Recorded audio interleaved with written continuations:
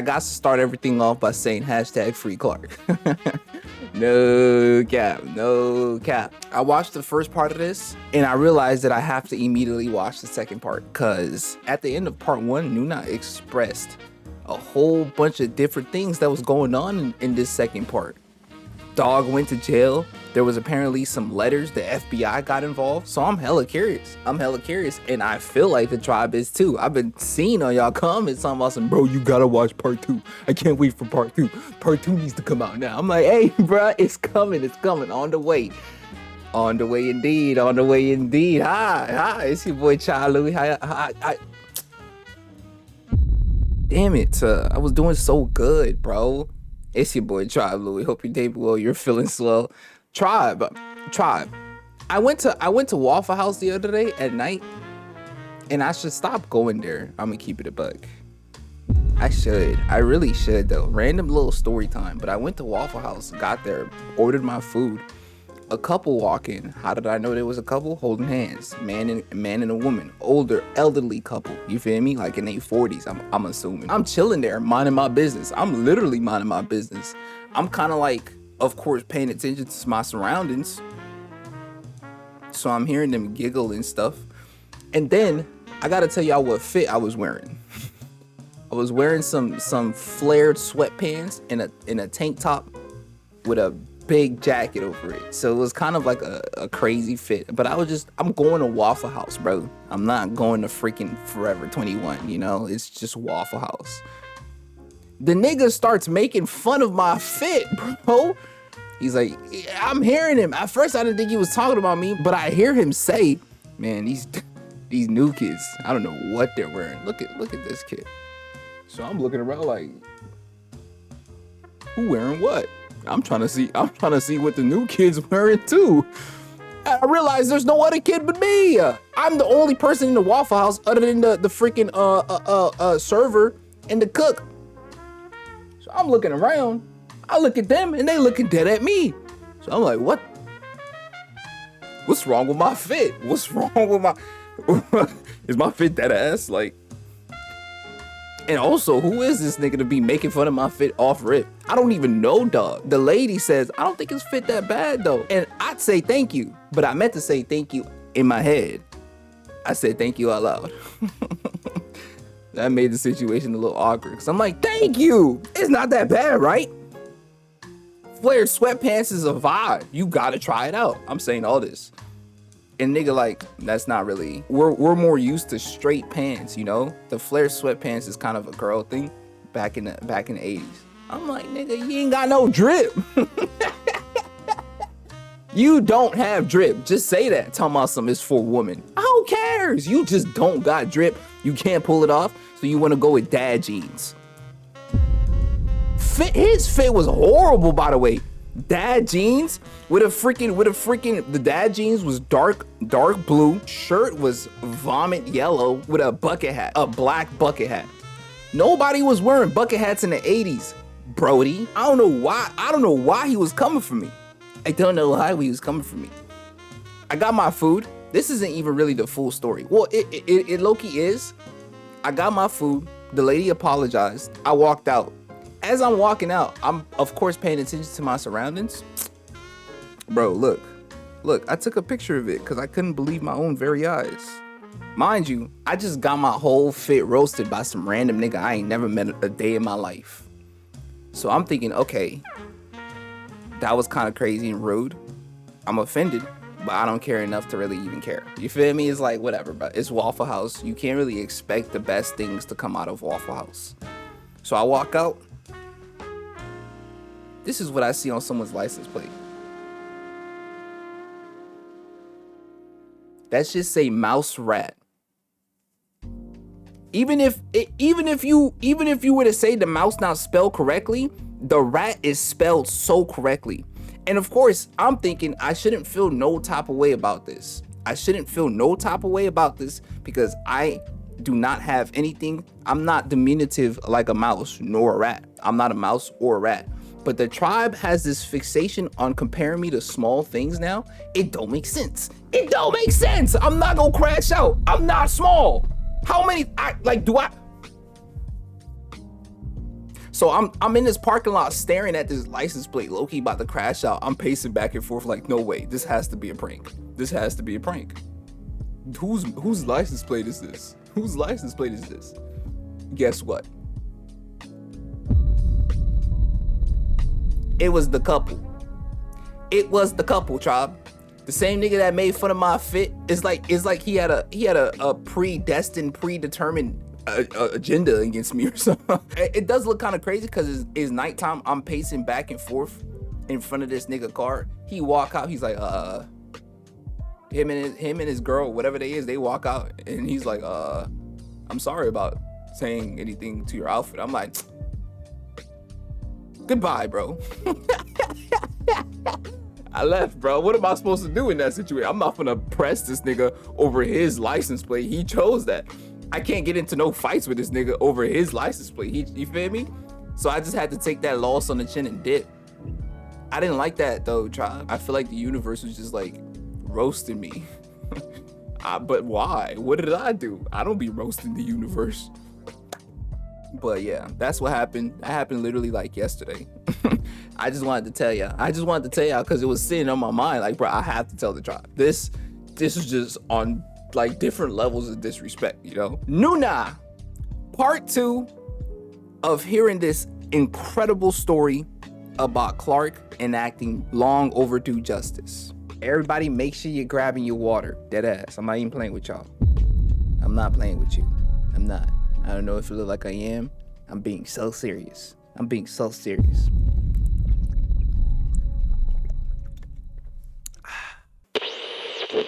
Bada bing, bada boom. In America, there are approximately 25 million secret boxes. That's basically what they are. I mean, I guess the official terminology would be a safety deposit box. Oh. But these are typically hidden away. These little secret boxes are hidden away inside these bank vaults across the United States. And you could say lots of people go there to hide away their expensive stuff. Their watches, jewelry, cash. They just stick them in there and no robber can come get them. Okay. Things that they don't feel secure keeping in their homes, they go in the safety deposit box. But a lot of the times, you open these little boxes up because you have a secret. Mm-hmm. It's like a spouse hiding cash from another spouse. Is it for good reason? We don't know. A family man hiding documents that might include the existence of a second family, that's going in the safety deposit box. He's not going to put that in a shoebox at the bottom of his closet. Usually you never really have the chance to open someone else's secret box because that's the whole point. They're jumping through all of these hoops to make sure it stays secret. What can you put inside this? Then it's a whole process. Depending on what state you live in and your will, let's just say if you die under suspicious circumstances, like if you were, let's say, killed in your living room by the little boy that you assaulted, only he's not so little anymore, he's a full-grown man with a knife, then yeah, most likely that safety deposit box is going to be opened under the watchful supervision of authorities and very tense, very awkward bank employees. In Dennis Pegg's safety deposit box, they find a ton of letters, handwritten letters. None of the letters are particularly insightful. He doesn't spill all of his secrets to confess anything, but the letters are really creepy. First of all, he wrote these letters 10 years before he dies while he's a relatively healthy, slightly middle-aged man. Typically, men of that age are not fully estate planning with handwritten letters to everyone that they deem special in their lives. And the letters themselves are strange. They all contain variations of the phrase, "Pray for me if you can." Yeah, which, he was if saying they're that. reading his letters, he's already dead. Yeah. And "Forgive me for my faults. I've forgiven you for yours. You were always like a little special son to me or a little brother to me." What? It's just letter after letter in that safety deposit box. Most likely written for his victims. Victims like a who, son after to their me? abuser is dead, will be delivered a handwritten letter asking them to pray for their abuser. In part 1, we went over the night of the killing where Clark, after 33 years of not doing anything about Dennis Pegg, his abuser, when he was 12, he decides he's gonna do something now. He goes to Dennis Pegg's house after 30 plus years. Dennis sees him at the front door holding a hunting knife that, ironically, Dennis taught Clark how to sharpen. And all he says is, "Hey, how are you?" Clark is slashing at him, slitting his throat, stabbing him countless times, and then finally he spits on his bed before walking out. Clark's mom tries to help him get away with murder. She's like, we gotta go on the run. But he decides he's gonna stay. And that is when the police come for him. They arrest Clark, and now he's going to prison where he's gonna be placed in the cells with the types of people that he hates the most. I mean, one of them that he's already killed. Those are child predators. In part 2, we're going to cover Clark's time in prison, how he survived, all the strange details about what it means when your fellow cellmate keeps flushing his head down the toilet, and how Clark is now a free man. We also go into depth about what happened to his brother, another victim of Dennis Pegg, who ends up being killed by Dennis, and what even happened in those 33 years between Dennis Pegg abusing Clark and Clark killing Dennis for what he's done. Why did the FBI come to find Clark? How does he get involved with the mob, the mafia? Also, the fact that Dennis Pegg has likely close to 100 victims, including his own grandnephew who self-exits soon after Dennis Pegg's murder. And somehow, throughout all of this, the one person that Clark cannot stop thinking about is a woman named Lisa. So what role does Lisa play in all of this? This is part 2, the final part of our interview with Clark Fredericks. All of those questions will be answered in this part of the episode, but there are still so many details and stories that Clark has to share that you can find in his memoir, Scarred, or by following him on his social media and by checking out his podcast. So with that being said, Fredericks. Let's get into that's part his 2. name. Hold on, gotta read this. This episode includes mentions of grooming, animal cruelty, self-harm, and / self-exit, and CSA. Please do not hesitate to take a break if needed. Tribe, y'all hearing this? You've been reached out by the IRS, the FBI, and Homeland Security? That's correct. Were you counting cards? I studied counting cards, but I found it to get a little distracting. This is going to sound weird. Okay. You know, I would go to the casinos and I would walk the casino floor and I would get a vibe for a table. And I'd be like, this is the table. And I'd just get a feeling for it. And I would gamble. This nigga's a gambling god. I would get a feeling like, all right, it's time to up your bet. And I had an unbelievable, like, 4 or 5 year run in the casinos that was just astronomical. I'm working in the tire automotive field making $700 a week. And I'm down in Atlantic City winning tens of thousands of dollars left and right. And you're just putting cash in your closet? In my briefcase in my closet. This goes on for how many years? This was a distraction from my pain. Yeah. You know, and it's not like it's not like I consciously said, I have trauma from being abused as a child. I need to gamble to distract myself. Right. It was just, I'm uncomfortable. I feel uncomfortable. It's my trauma in there making me feel uncomfortable. I feel uncomfortable and I need something to distract me from that uncomfortable feeling. Mm-hmm. I need pleasure. Mm-hmm. I became a pleasure seeker. Yeah. Don't address anything. Don't ever go inside. Let's just seek pleasure our whole life, whether it's drugs, gambling, whatever it may be. Seek pleasure. So that's what I was doing with gambling. Like, what is the most you've lost? Most I lost was $75,000. And do you feel it in that moment? Like, I just lost $75,000. Oh yeah, you can't sleep. It's just acid is awash in your stomach. Mm-hmm. But again, the high you get from losing what's the most you've won, though? Distracts you from everything, just like the high from winning. And ask him what's the most he's won. You start by reading books about gambling, and then somehow you end up being very superstitious. Yeah, I mean, I went down there just on a whim, like bored with life, and won $1,700. Went back, won $2,200. But I was getting yelled at the blackjack table because I didn't know what I was doing, but I was still winning. So I'm like, I'm not going to go back until I know what the hell I'm doing. And I would always hear all this screaming at the craps table. It sounded like a blast. So I had no idea how to play craps. So I took like 6 months. I got 5 deck of cards. I read all these books on blackjack. I read books on craps. I would throw dice in my room. I would play all the hands of blackjack. I'd pick which one I am and see how it would affect things, my decisions. And I did that for 6 months until I felt comfortable to go back down and then just like boom, like 17,000, 28,000, 30,000. It just went boom, boom, boom, boom, boom. Is it true that like if you win or lose, you could blame it on the fact that you stepped on a crack? Like, is that like genuinely what starts happening, or? Those little quirks didn't start right away, but as you start winning more and more and more, you start thinking, all right, what did I do? Like, all right, I better not step on any cracks. like I don't even know where it came from. Like, it was just like boom, like, all right, what did I do in the days leading up to going to the casino? When I went up the stairs, I jumped that second stair, and then that, like I skipped 2 stairs there. So like then I would have to go up the stairs a certain way. Rinse and repeat, though. I don't blame him for this. I couldn't step on any cracks on pavement. Like, and then, like where they paint the blue handicapped spots with the wheelchair, I'm like, that's bad luck. Don't ever step on that.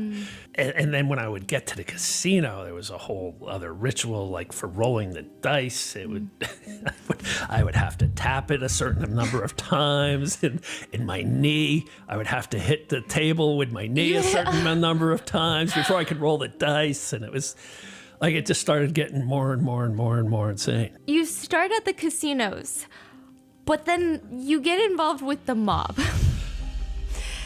Yeah.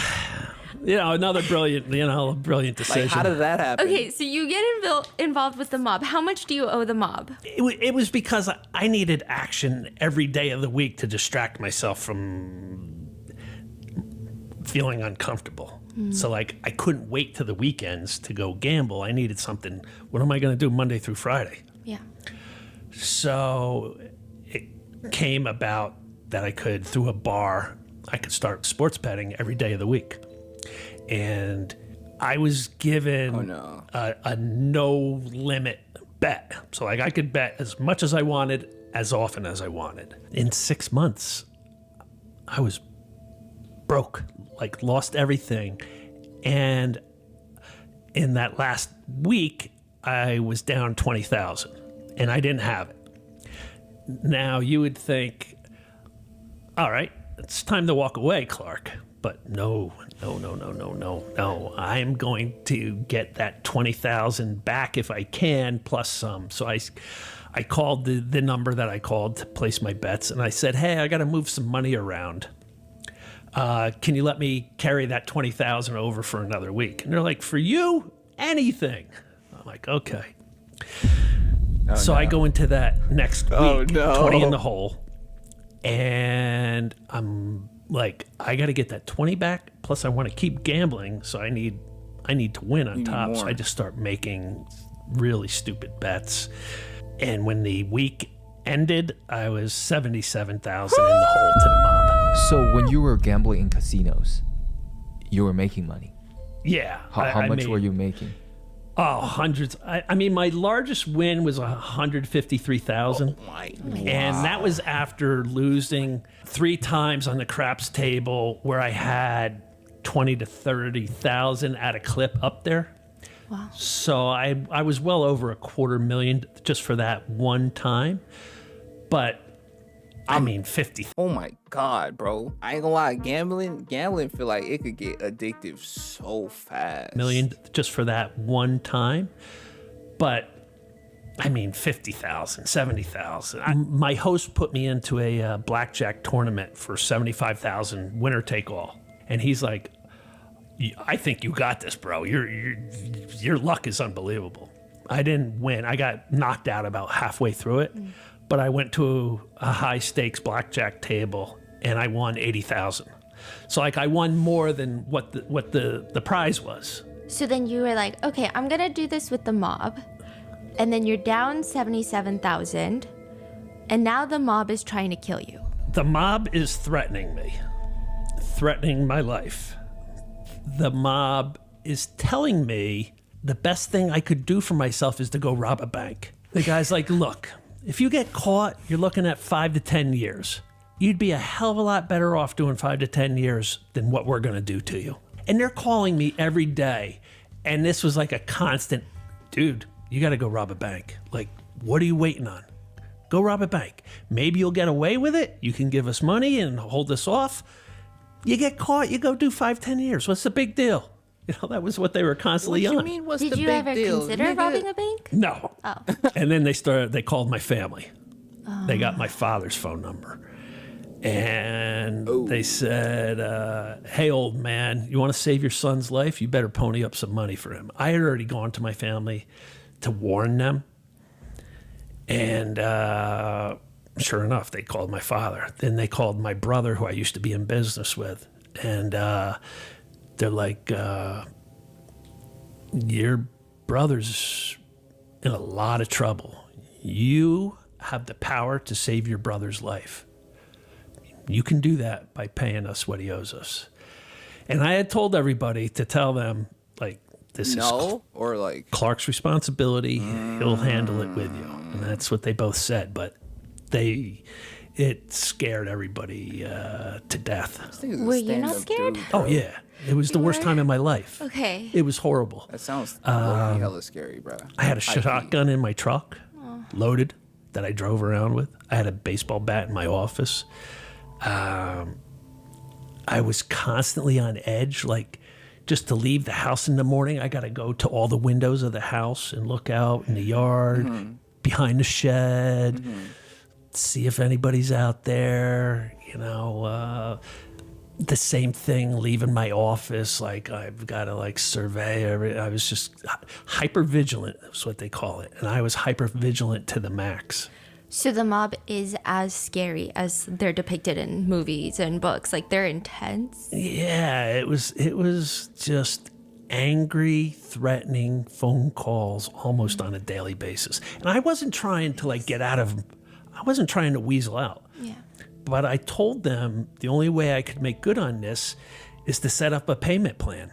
And what I really could afford was $500 a month at the time, because I had a lot of debts to casinos. You know, like casinos would all let me have, markers, $20,000 markers in them all. So I had all these markers I owed, and credit cards were maxed out. So like I'm trying to juggle everybody. So I told the guy, I can do $500 a month, and the guy went absolutely bananas.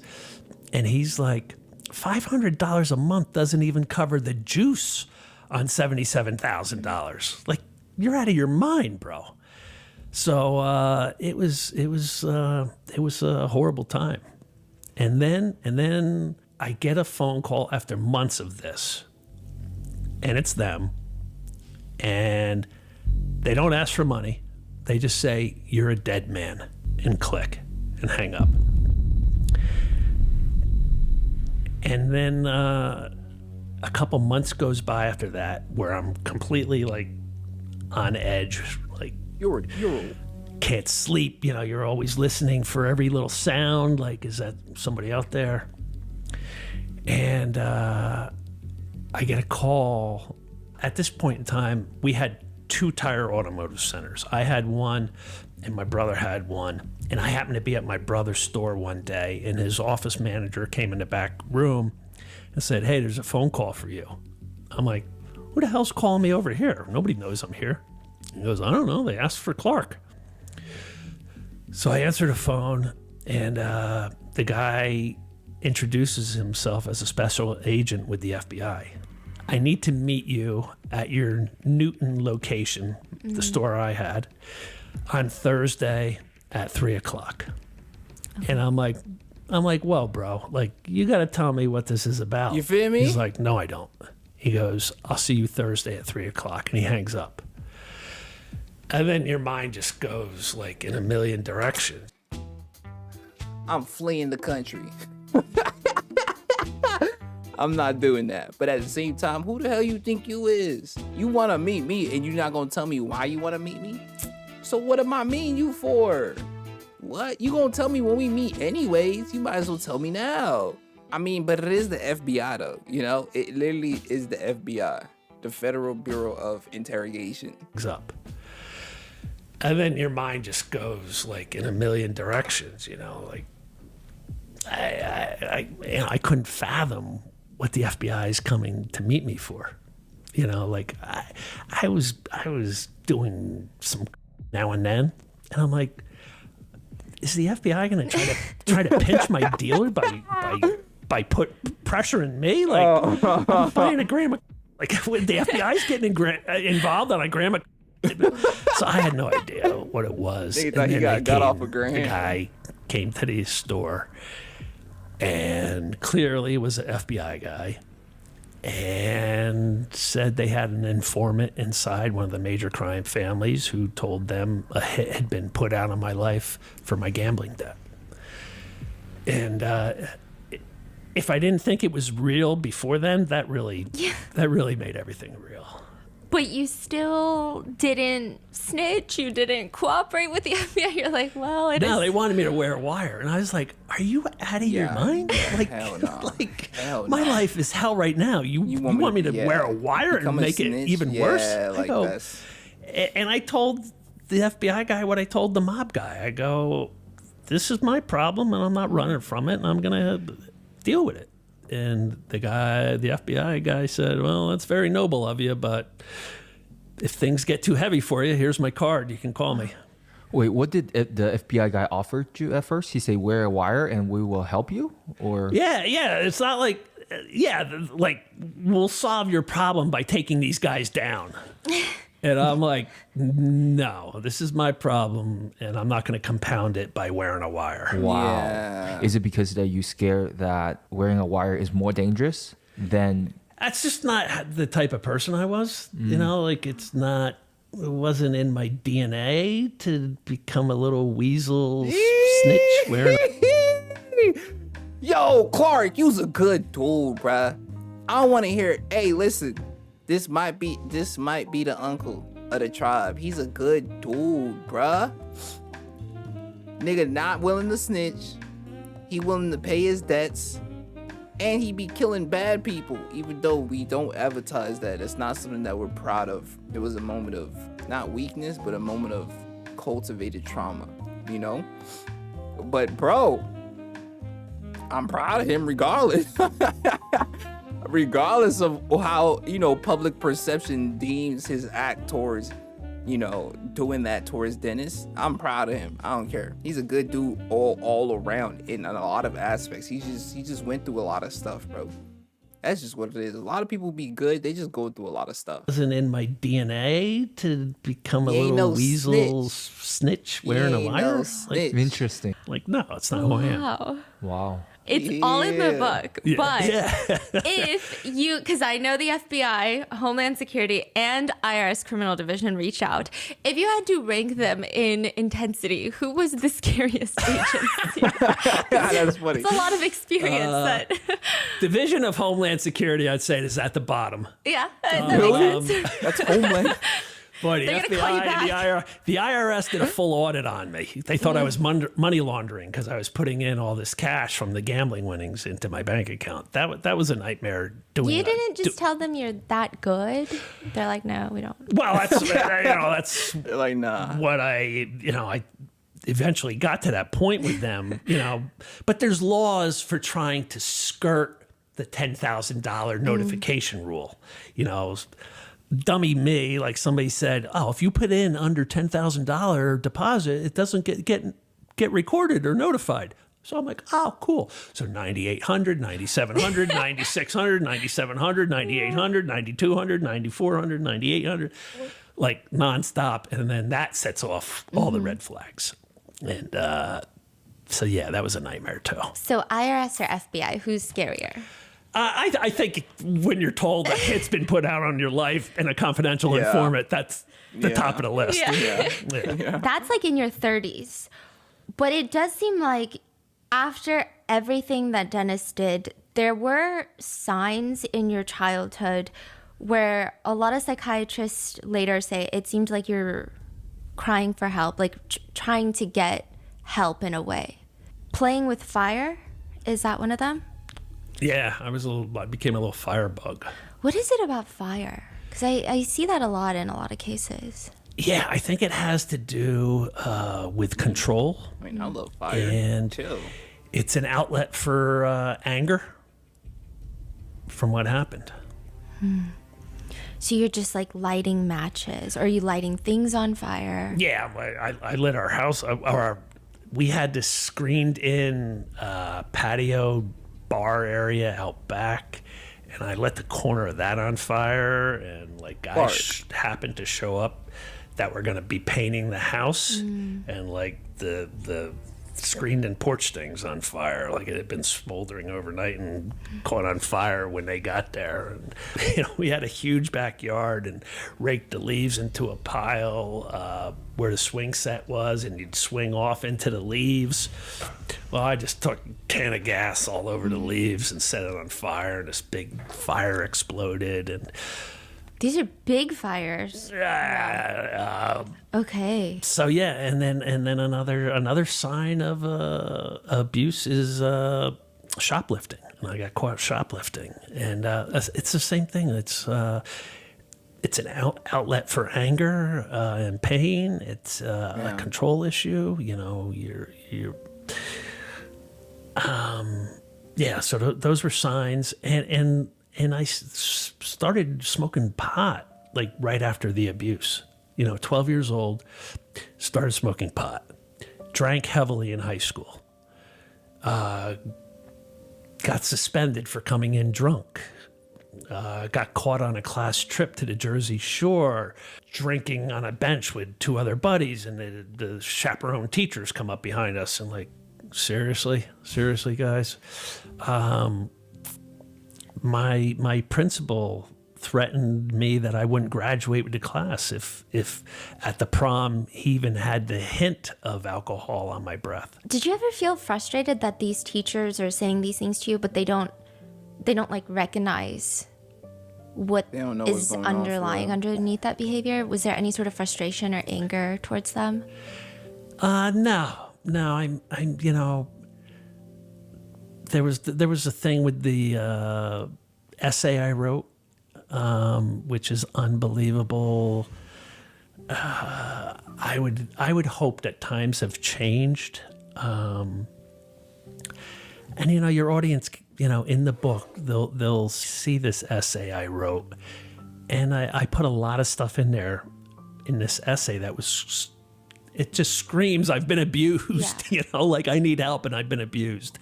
And the teacher gave me an A and said, use more paragraphs next time. So like if you see a sudden change in behavior,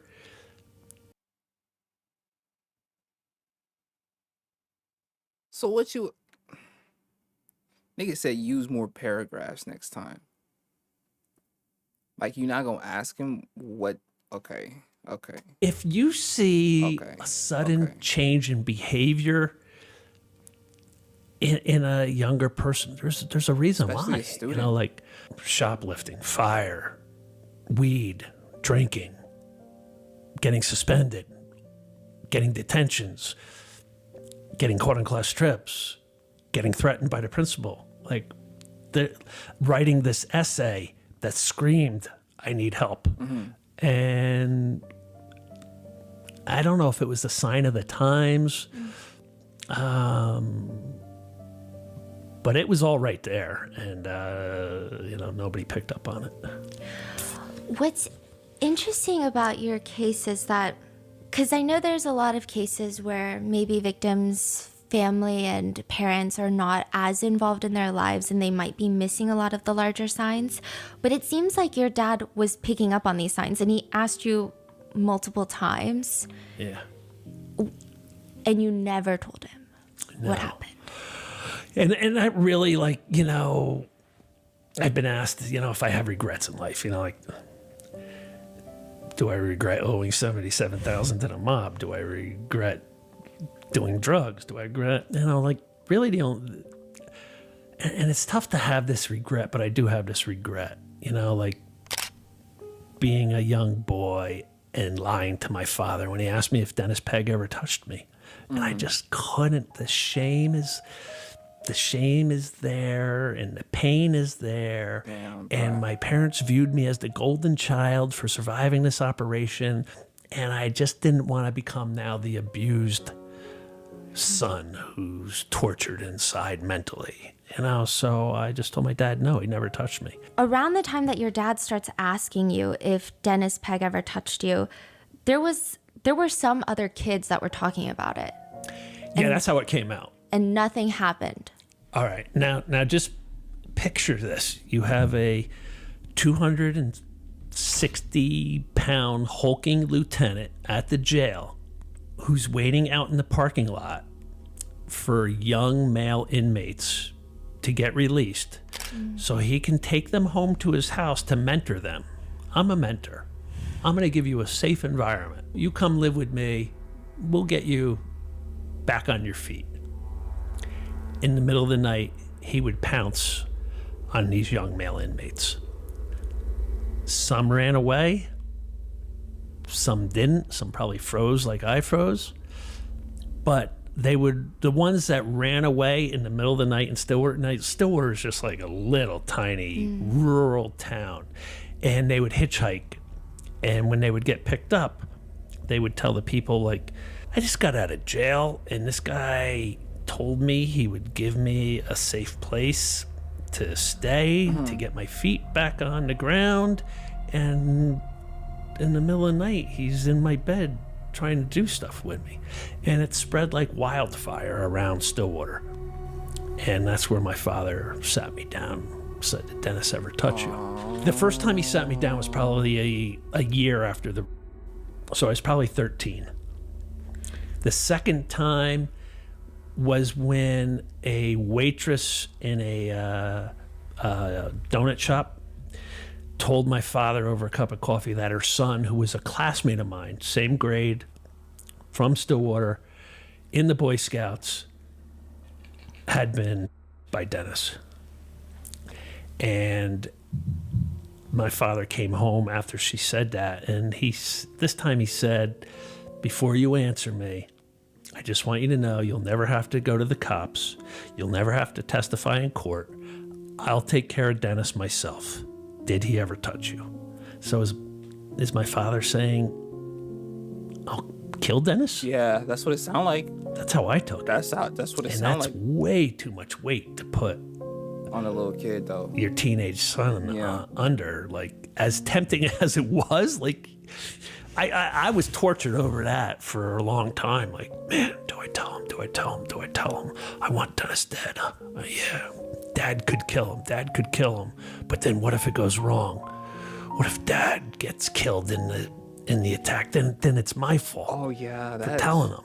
What if Dad for like a long time goes to prison? Yeah, for the rest of his life. Yeah, and I'm without a father. That's on me because I told him. Yeah. So no, I can't tell him. No, I can't. And I didn't tell him. Do you think your dad would have?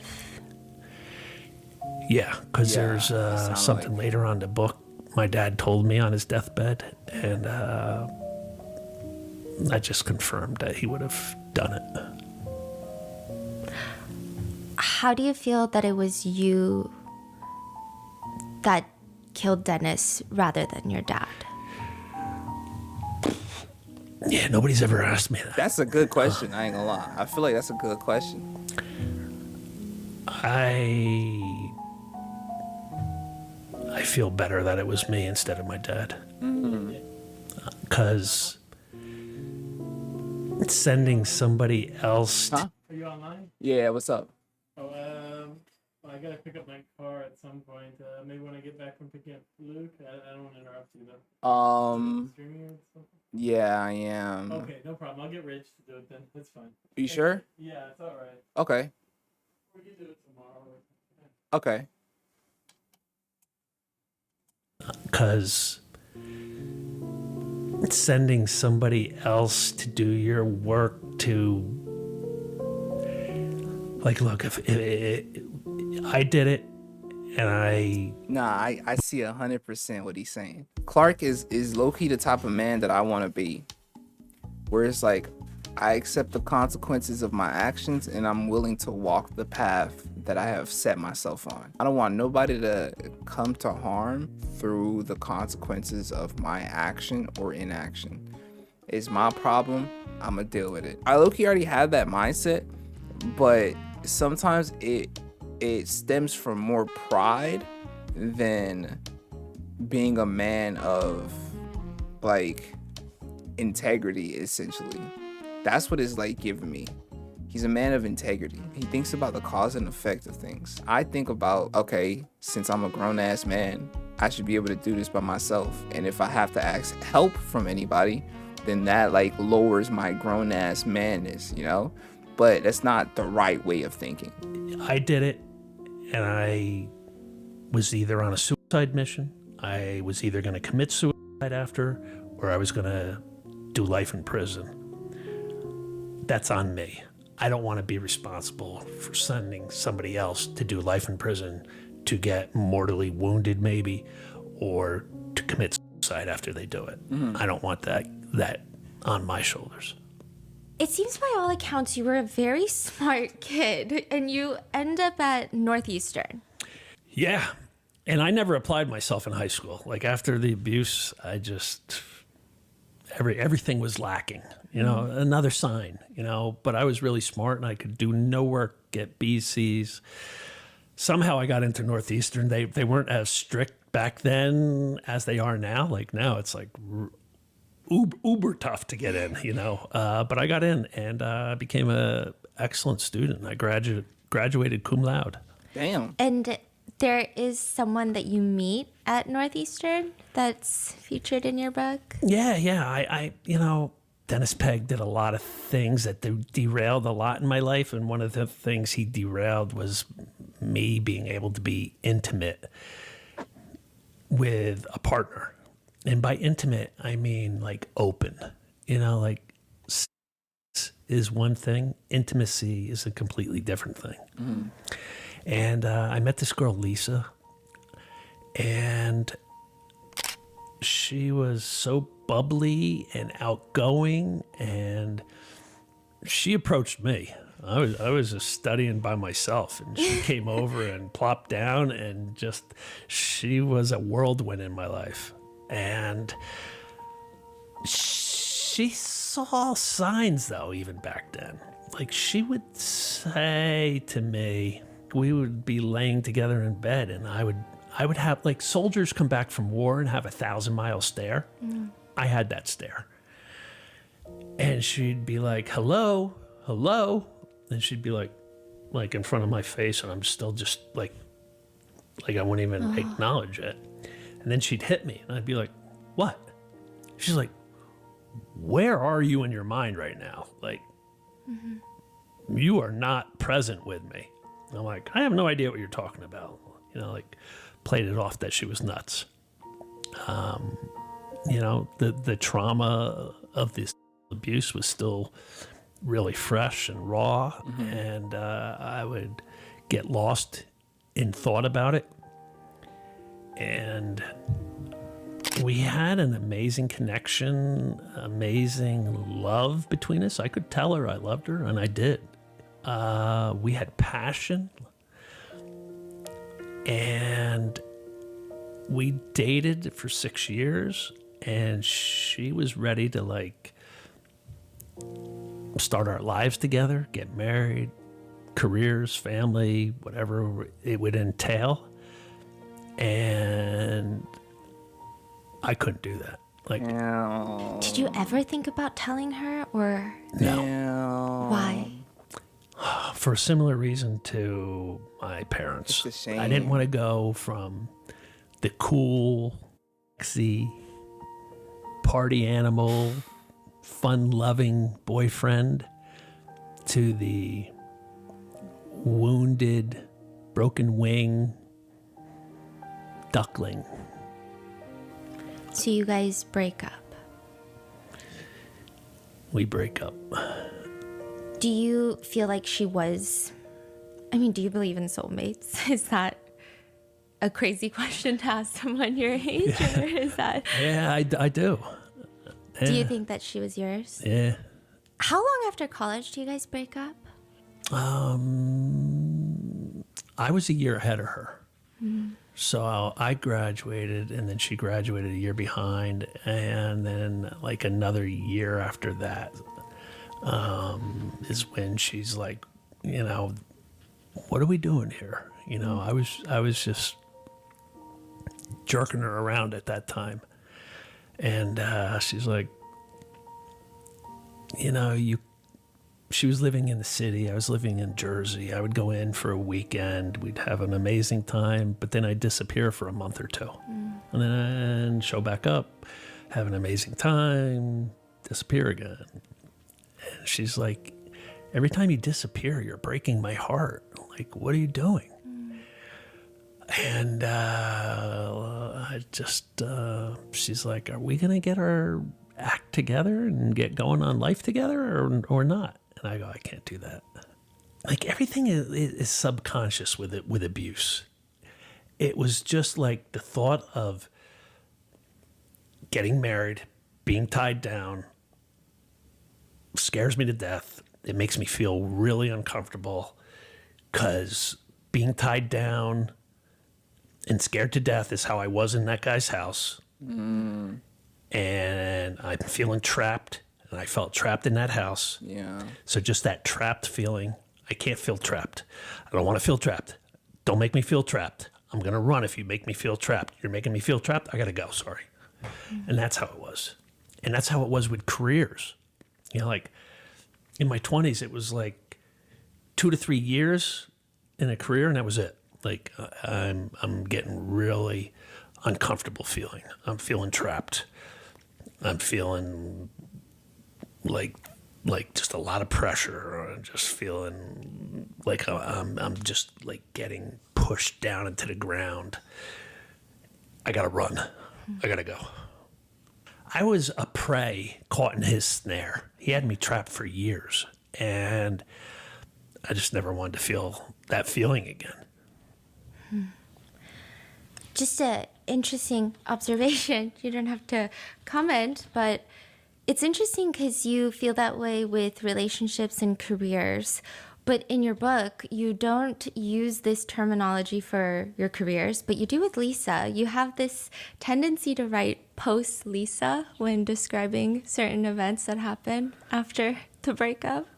It's very interesting. Back in college, myself and my 2 roommates and Lisa and her 2 roommates, we all dated. So the 6 of us were always together. 2 of the couples didn't make it, Lisa and I being one, but one of the couples did. They got married. Oh. After college, you guys break up. You're in, the FBI's calling you, the mob is after you.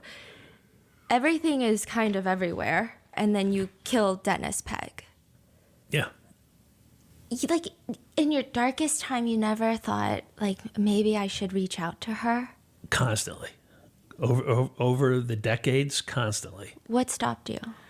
Just the way I was living, the shape I was in, the shape my life was in. Like, I had so many grandiose fantasies about finding Lisa and sweeping her off her feet and riding off into the sunset. But I've got the mob wanting to kill me. Like, I'm really going to bring her into that. FBI calling I'm you going and to go shit, find like, her, sweep her off her feet, ride off into the sunset. But I'm addicted to drugs and alcohol. Damn. Really? I'm going to bring her into that? So you don't... So there was never a good time. I talked myself out of it. I would talk myself into it, and then I talk myself out of it. So you don't not reach out because of you. You don't not reach out for her. Like, you don't want to bring her into these things, so... Yeah, I don't want to hurt her all over again. Like, I knew I hurt her back in the day, and I cared so much for her, I didn't want to do that again.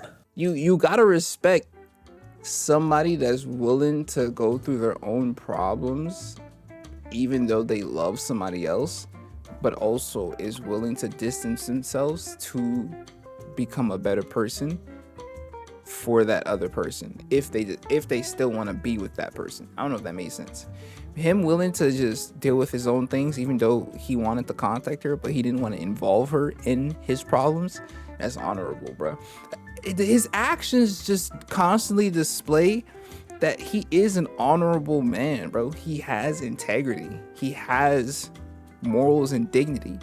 It's just a lot of it was not only taken away from him, but he's been pushed into a certain corner that he just had to break out of. And fortunately, but I guess unfortunately, but really fortunately, the end result was Dennis dying. It's not unfortunate, to be honest with you. The only reason why I would say it's unfortunate is because I know Clark doesn't seem like the type to revel in the death, but also it is very fortunate because Dennis is dead and he should have been dead a long time ago. You know, it's one of them situations where I don't want to celebrate too hard, but I'm definitely celebrating. I'm definitely celebrating because the nigga should have, like, I'm never an advocate for humans to lose their lives, but when you do shit like this, you don't deserve to live. I'm gonna keep it a buck. Bro, 100 plus. What are you on this earth for? Dip expeditiously. I ain't gonna lie, bro. There should be some law or clause that like if you kill someone that has done bad and there's talks of it in the town, but the police haven't done anything, I think you should get a medal, bro. Like use a hero. Use a real life hero, in my opinion. I'm just saying though. What makes it so interesting and why I like Clark even more is because to a kid out there that's been hurt by Dennis, Clark seems like a hero, like a bona fide hero. Even to kids that haven't been hurt by Dennis but have heard about Dennis, Clark seems like a bona fide hero. But they don't know that Clark's own history is fraught with bad decisions, a seek of dopamine and pleasure that landed him in the wrong spots, and yet the way he contorts himself, the way he is a hero with flaws, and that's the best type of hero, bro. Because they've seen the worst of humanity, but they're trying to be the best of humanity. That's the best type of hero, bro. Like, I knew I hurt her back in the day, and I cared so much for her, I didn't want to do that again. Like, my life, from the abuse to the murder, it was tumultuous, to say the least. Like, I was off wandering in the desert for 30 years, like just going down one bad path after another. And I couldn't bring her into that. So now you're in jail. You're facing life in prison after the killing. You're withdrawing from drugs. You have a hole in your hand. Life? I mean, what are your options? To plead insanity? Like, do you have any options at this point? What's going on in your mind the first night in jail? Well, they put me in the suicide cell, which is exactly where I needed to be. Do the lights turn off in there? No. I feel like that makes things worse, no? Okay. You know, the camera's in there, and, you know, it's on you, and,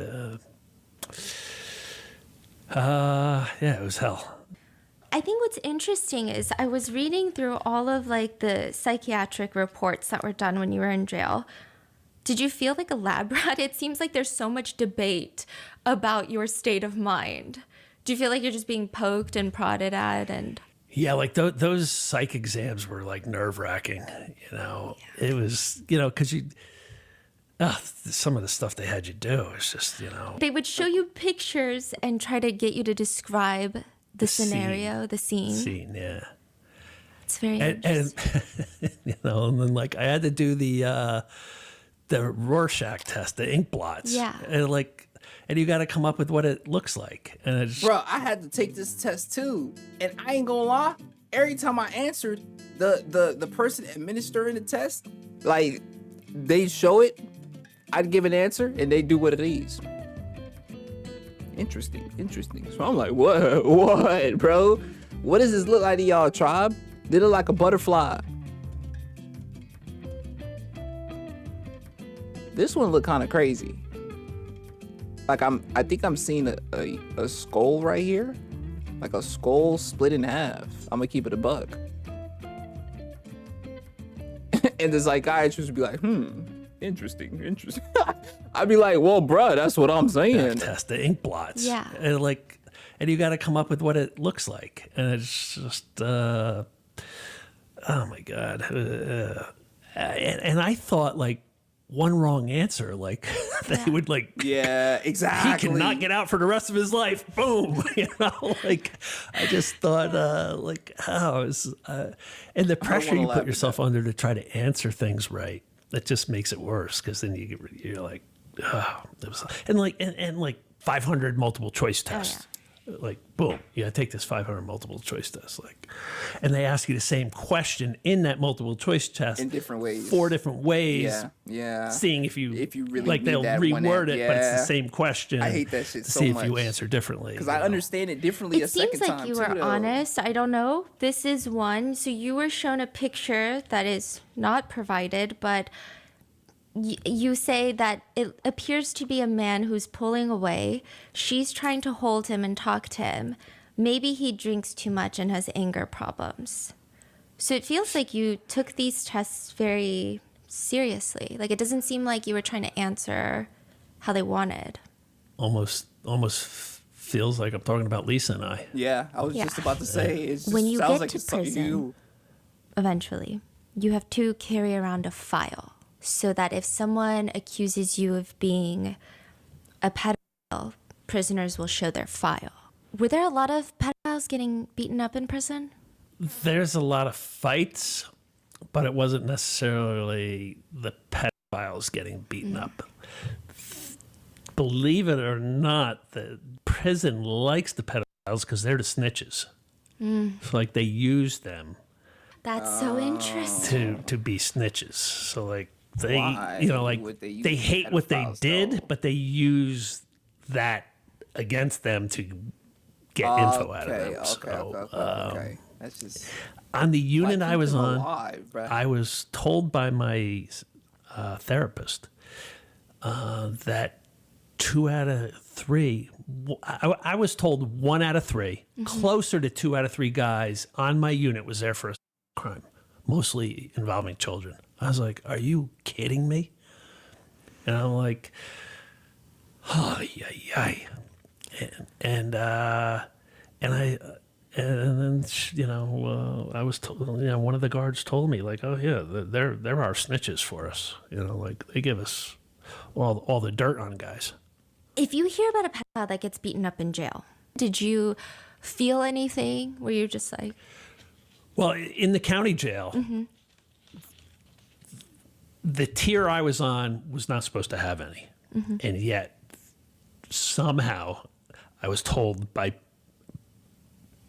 paperwork getting mixed up. Yeah. They kept putting pedophiles on my tier in the county jail.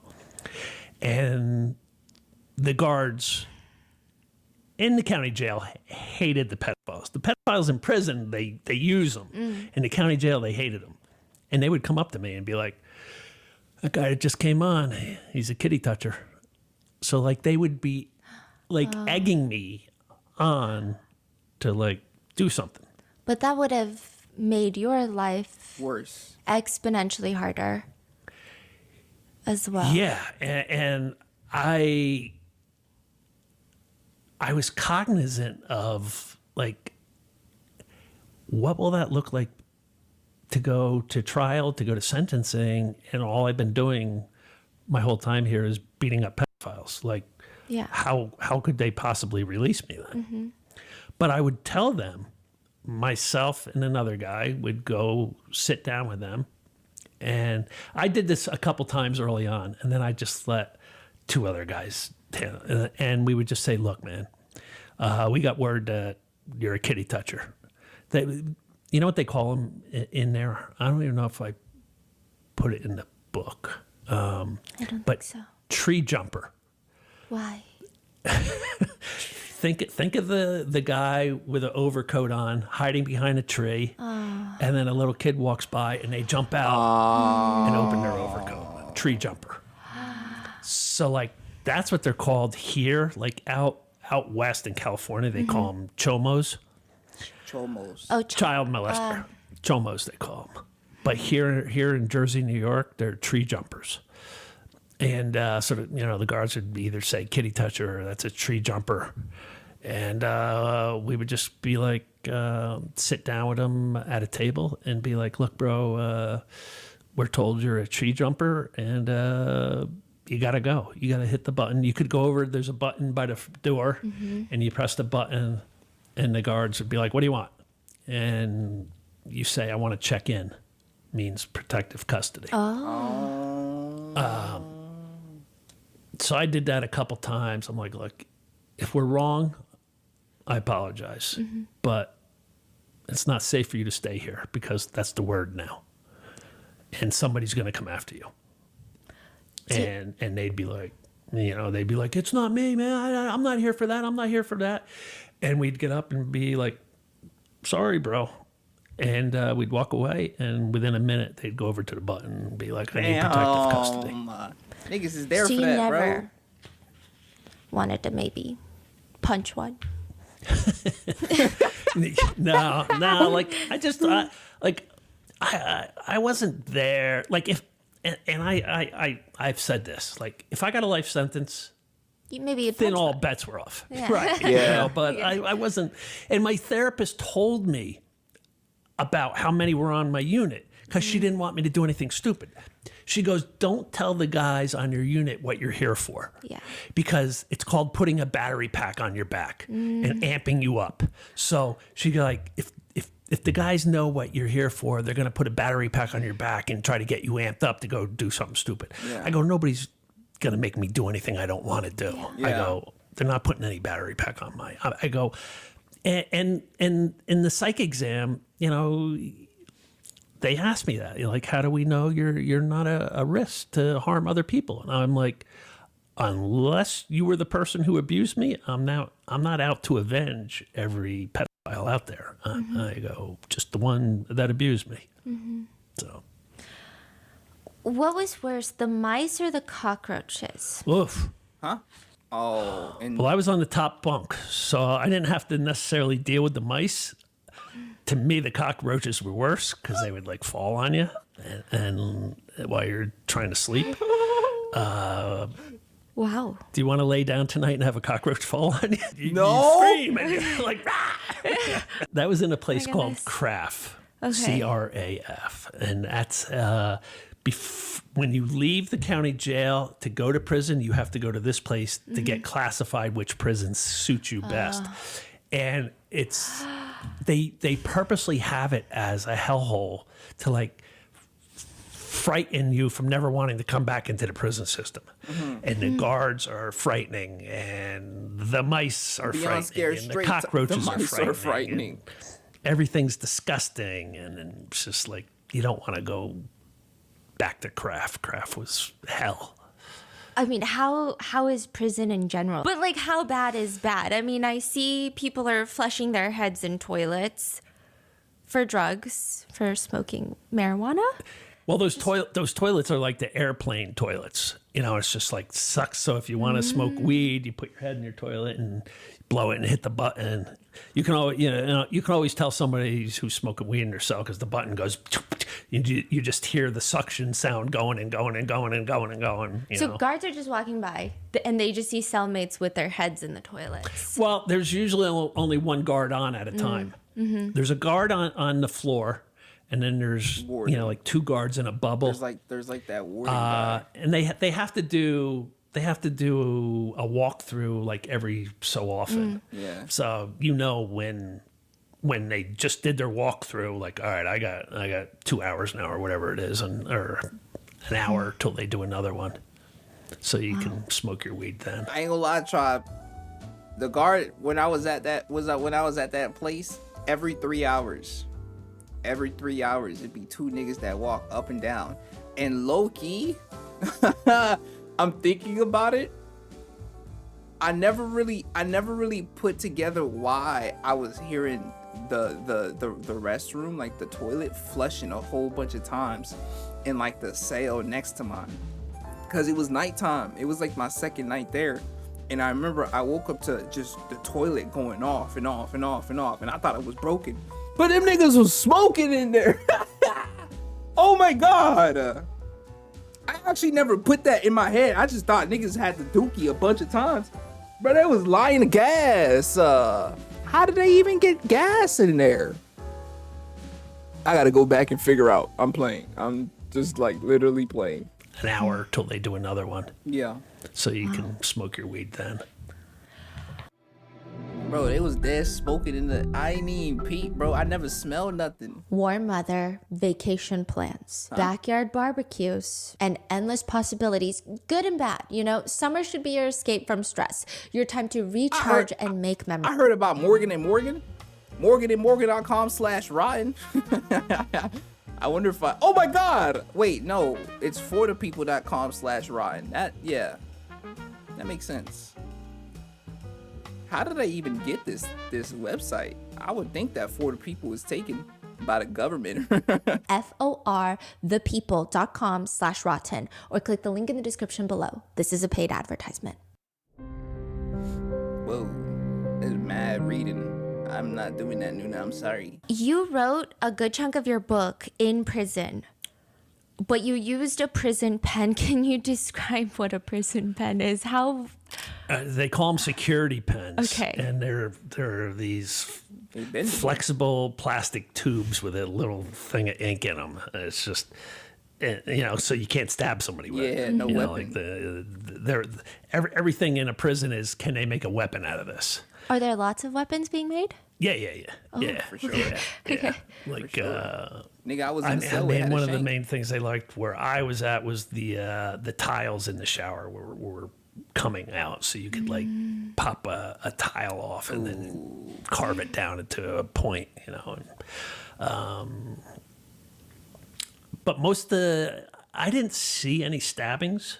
It was just fights. It was fist fights. Were you ever involved in any? No. That's so interesting how you were able to keep to yourself pretty well. Yeah, I didn't have any fights in the county jail. And I had one incident in prison. We lined up for the shower.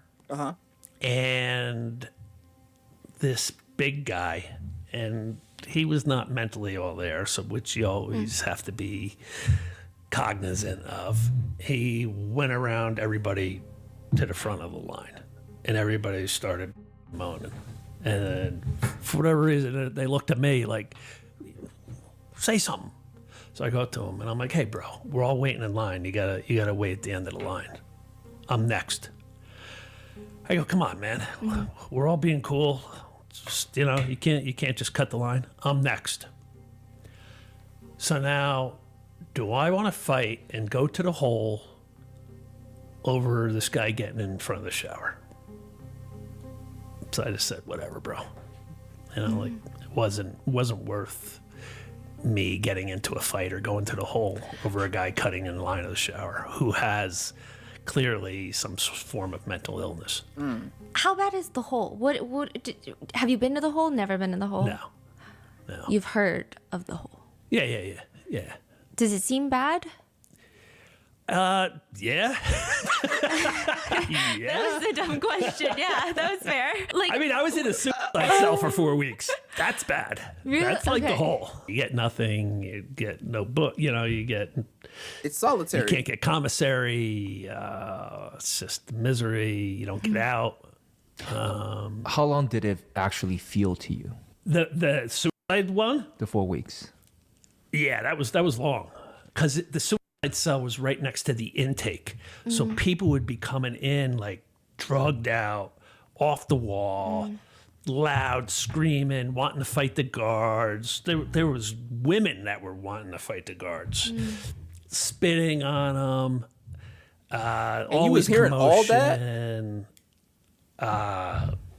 There's other suicide cells there, so you got guys screaming all hours of the night. Oh nah! I can't It's even get cold. sleep. It's freezing at times. And it's it cold, was bro. just Yeah, miserable. that So it sounds- did not make you less suicidal. It made you more. Okay. No suicide cells, though. But it's very tough to kill yourself in there. So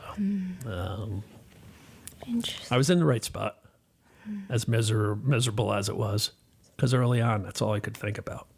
While you're there waiting to figure out what happens, there's a lot of discourse on whether or not your charge should be dropped to manslaughter. There's a lot of back and forth with the prosecutors. But one of the main things that keeps happening is more victims come forward. Yeah. I mean, is that kind of a weird feeling? Because on one hand, you're happy your legal case is getting stronger. But on the other hand, like, it must be very depressing to know that there's more. Yeah. Like, more people, more trauma. Or did you feel, in a sense, like maybe we can, in a sense, get through it together? Maybe this is some closure for people. What was that feeling like? Yeah, well, I mean, early on as a kid, you think you're alone. You think you're the only one. Yeah. Later on, my lawyer's like, between the state police, the prosecutor's office, my office, we're taking so many calls about victims. You know, he even said at times it's hard to keep up with. You know, that it hurts, but it also helps your case, you know, like it corroborates what you did wasn't just being you know, crazy guy drunk looking for a thrill kill, you know, like some idiot said.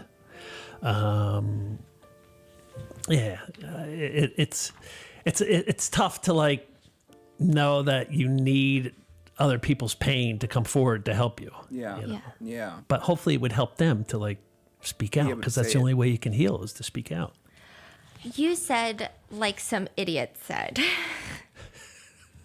I had the article from the idiot. Okay, I'm going to read snippets of this article, but I do have questions later because... And I don't know if we should use his name. I don't even want to give him... No, He's no. deceased. Yeah. Who, the guy who wrote that? Yeah. Ernest is dead. Really? Yeah. I know. We did share a little chuckle over that one. Yeah. Okay, read away. Wow, that's unbelievable. I'm not supposed to mourn, am I? Wow, you just blew me away with that. Oh, I love him. Yo, Clark, Mr. Fredericks. I ain't gonna lie, you amusing. Like, you's a good dude. I'm not supposed to mourn, am I? Unbelievable. I'm not supposed to mourn, am I? Wow, you just blew me away with that. Holy smokes, you guys really did your work. His article is crazy. That? Yeah. And it's a very intense article. And did you, I mean, I'm curious to know if you read it while you were in jail, but it reads, Dennis Pegg was the kindest, most considerate, and gentlest man to ever have graced the earth. Damn, this nigga Ernest is a meat muncher. Oh my God. Like, unclog your throat. Well, okay, never mind. He is dead. Rest in peace, Ernest. But the most considerate and gentlest man to have ever graced the earth? I did read it. You did read Yeah, it. you get That the nigga gave a papers sigh. in there. And I didn't read it at the time because I was in the suicide cell when it was written, but it was mailed in to me, and I read it. Who's mailing It is that? disgusting that certain lowlifes only now are coming out from under a rock to besmirch the stellar reputation of a man who can no longer defend himself. So a victim is a lowlife. Did you have any sort of, like, what was your reaction when you're reading these words? I know it wasn't right away, but... It hurt. Like to be... I mean, rightfully see so, though. Like, someone speak so highly about a predator. Like, you it's had... infuriating. Not gonna lie. Everybody heard rumors. This guy had to hear rumors, too. You feel me? But to discount that and build this guy up as something he wasn't, you can't rape little boys and do something good and just people focus on the good. Yeah. No, Yeah. you're little boys. Yeah, exactly. Like, That's any not- good you listen, do is out the window. Even if you do and the yet most good. Ernest wanted to just focus on the good. My thing is, if he writes articles, then he's a journalist, right? Which means that, like, you should be able to obtain information that is factual or not. So he didn't write that article looking at all the factual info. Even though what Dennis did had no evidence, according to the police, the rumors should have at least put it in the back of your head, like, something's off about this, and maybe I should wait until there are some conclusive answers. But no, this nigga just wanted to munch on me. Talking about he's the kindest, most gentle dude ever on the planet. Like, bro, dude. Any good you do is out the window. And yet Ernest wanted to just focus on the good. Wait, did we talk about who wrote this article? Yes, his name is Ernest, and he was very friendly with Dennis Pegg. Very close friends, and also his attorney. He also owed Dennis Pegg $12,000. I mean, the things you can find on the internet are very strange. I don't know. But he is since deceased, but I just find it like unthinkable, because even if I had a friend, but all these victims are coming forward, there's no way that you can write these types of words. You feel me? It just doesn't make sense to me. At all. So what's the deal? Yeah, I mean, he had to know the rumors, and yet you're going to call me a lowlife coming out from under a rock, and you're going to build Dennis Pegg up as this pillar of society. Like, I don't know how you do that. I don't know how Ernest lived with himself after writing that article. Most people, they support you, but are there more Ernests out there? Like, do you see people writing stuff like this about you? Have people said things like this to you? No, just the internet trolls. Like when I'll do something, you can't get away from them. Maybe you don't have them, but no, there's no escape. Yeah, but I'll get a, and I don't know what joy they get out of it. But like, how you troll somebody? Like, what can you troll somebody with for him without you coming off as a completely disgusting human being? It's like you can't make fun of him for his past because it was like so horrific that you don't have any place to even joke about that. Only person I got a place to make any jokes is him. So you go in his DMs talking about some, that's why I did this, and who the fuck? No, you low-key should get at least a couple months in jail for saying such, and like, it's so not human to make light or to use someone's horrific past, especially where it ended up with a 30-year-long battle to even get to the man today. Nigga, you could never do that. You could never walk in his shoes. Ever. You would fold like a freaking manila folder. You would fold, bro. And it's like, I wouldn't wish what Clark went through on my worst enemy. But if you making fun of a nigga like this, bro, go through what he went through and see how much fun you can make fun of. Go through what he went through and see how funny that shit is, bro. Y'all niggas need to learn, bro. Shit don't be fun and games on this internet. People be going through real life stuff. And all that keyboard warrior shit, well, like that does nothing for you. What do you, oh my gosh, bro. That shit be low-key pissing me off. Cause it's like, I never got bothered by the keyboard warriors. But one thing that do bother me is when I see niggas that just be chronically online attack folks who genuinely seem good. They just be minding their business. They have a story to tell. They want to tell that story. They went through some things and they came out better because of it. And then you got these random ass niggas that want to pop up talking crazy like they can go through what that person went through. You can't. You cannot. Because if you could, you would not be in the DMs talking like that. Instead, you would be saying good things. You would be saying encouraging, supporting things. But no, you want to be a hater. Niggas with hate in their body like that, bro, are not strong mentally. They are not strong mentally. I said it. I am not no diagnoser of any kind, but if you going out your way to hate on somebody, to troll somebody, and this the type of trolls you're doing, you are not mentally strong. You need to work on yourself. Now. Maybe you don't have them, but no, there's no escape. Everybody got internet I'll trolls. get a, and I don't know what joy they get out of it. I don't know either. Like, cause when I do any type of interview, I put my heart and soul in it. Everything can be corroborated. I'm not lying about anything. Yeah. People think you're lying.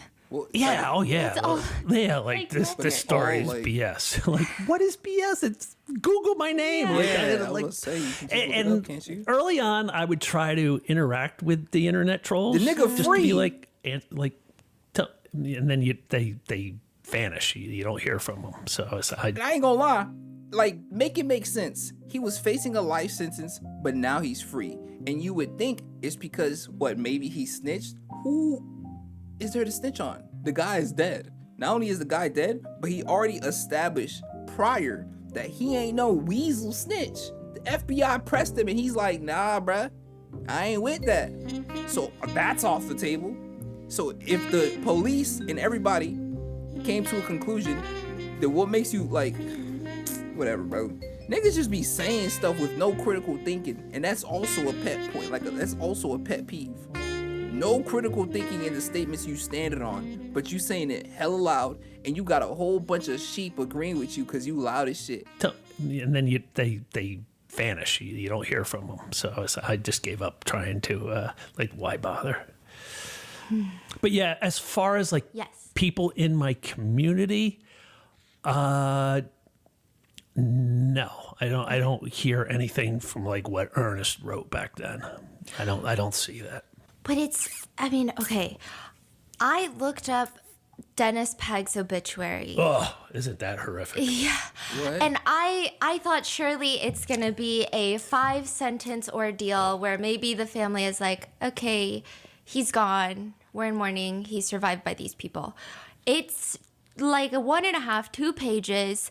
It's talking about his time in the Boy Scouts extensively. Has anyone in his family reached out to apologize? Have they said anything to you? No, I've been asked that, like, because people are like, did anybody in the family ever say I'm sorry, for what happened to you by our brother, by our uncle, by whoever? And no, nobody ever reached out. And they were all interviewed by the prosecutor. Mm-hmm. And not one person made mention of Dennis having a traumatic childhood. It's a falsehood that those abused become abusers. I had a therapist who worked in a diagnostic center for pedophiles. She said 100% coming in the door said I was abused as a child. They would give them all lie detector tests. 75% failed when asked, were you abused as a child? So like they all use that to try to garner sympathy for their actions. Or really, they're just sick. Instead of just like saying I'm evil and I do evil things.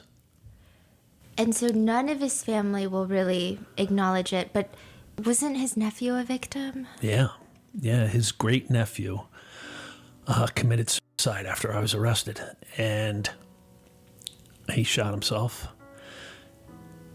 And everybody I know, and I know people really close to him, said what a wonderful kid he was, and yet he took his life after my arrest, and they found actual images on Dennis's computer of the nephew. Do you believe that has your arrest trigger something? Yeah, I mean, just like it opened my brother's Pandora's box, it probably opened Dylan's Pandora's box as well. Ernest writes in the article, that is the definition of a coward.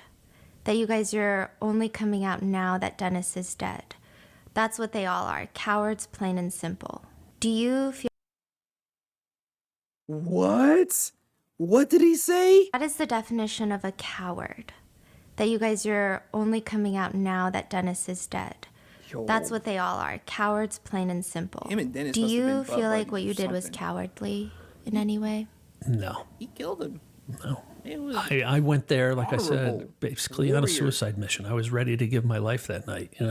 He should have had a handgun 10 different spots in You that feel me? house. And as soon as I opened that front door, I should have been shot dead.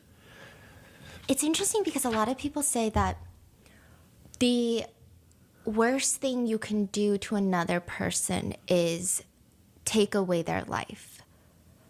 But is that really true? Because it almost makes it seem like then what you did is worse than his crime. Yeah, I mean, I've had people say, you know, like, you murdered. And I'm like, oh, yeah, I did. And that's why I'm in the position I am to advise every other victim to not follow my path. I did things wrong. Yes, I agree that the worst thing, but, if you do something to somebody that causes them to have a life full of strife, trauma, terror, a questioning of themselves, their worth, their reality, that is worse than taking their lives. Because at least if you take somebody's life, that's it. You feel me? You ain't got to go through nothing no more. It's over. But when you put a young child through something and they got to grow up with that, then they got to keep it pushing. And not only that, but he didn't even tell nobody. That has to be worse, bro. Because you living day by day with the knowledge that what happened, happened. At least when you dead, you ain't got no knowledge of nothing. You know? Dennis deserved to die. Cancel me. Cancel me. I'll take it. I will take all the cancellation sent towards Clark. I'll take all the cancellation sent towards Clark. Send it to me. I'll take it. I'll take it, eat it, poop it out, and laugh in your face. If I ever become president, I'm killing all pedophiles. I am to advise every other victim to not follow my path. I did things wrong. I led a self-destructive life. Yeah. I should have healed early on. I should have talked about this early on. And that's one of the main reasons for me being here on your program, is because you have a younger demographic, I feel. And that's the age I want to reach, so people can hear from me that what I did didn't heal me. It just created more problems, more trauma.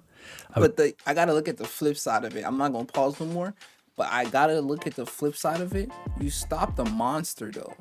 Think about it, Tribe. Like, yes, what he did was wrong, but he would have continued doing it until he got stopped, and it seemed like nobody was stopping him. So it's like when you're against such odds, sometimes you gotta step outside the law and handle shit on your own, bruh. Death should never be the first response, but if it gets there, bro. Some folks just gotta be stopped. And typically that's where the police come in, but they just kept on turning a blind eye in this situation. The nigga had 100+ victims, bro. That's still not even a number that's fully like computed in my head for real. 100+? How were the police not notified of anything? I was ready to kill myself. I was ready to do life in prison. Yeah, I and can see you what don't he's have saying, to though. forfeit your life because you were abused. Yeah. You know, you can heal from it. And I'm healing now. Flourish too. And I want people to see that. And I want them to heal and bloom. To follow my footsteps now versus how I lived earlier. But do you feel like Dennis also killed something in all of his victims? Oh, of course.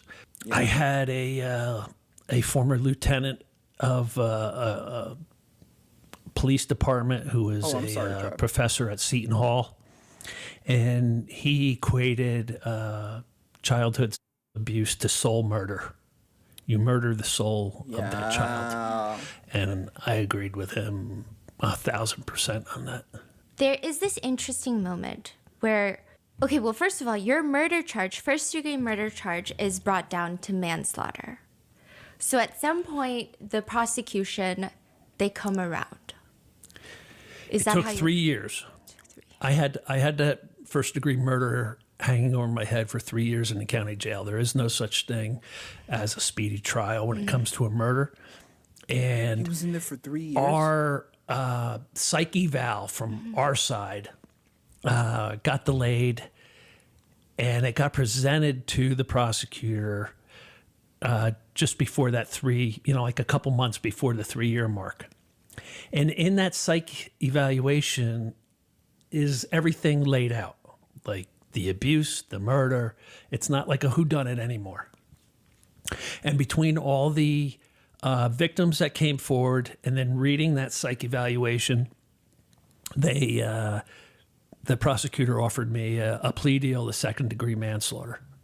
And second-degree manslaughter carries 5 to 10 versus 30 to life for first-degree murder. Okay, that is another thing that was so interesting. I feel like a lot of cases that we work on, the psych evaluations from the defense and the prosecution, it's like reading 2 different books from 2 different planets. Yours, we had difficulty being like, wait, this is the prosecution's psych evaluation. They're identical. Yeah. Yeah, it's amazing. Yeah.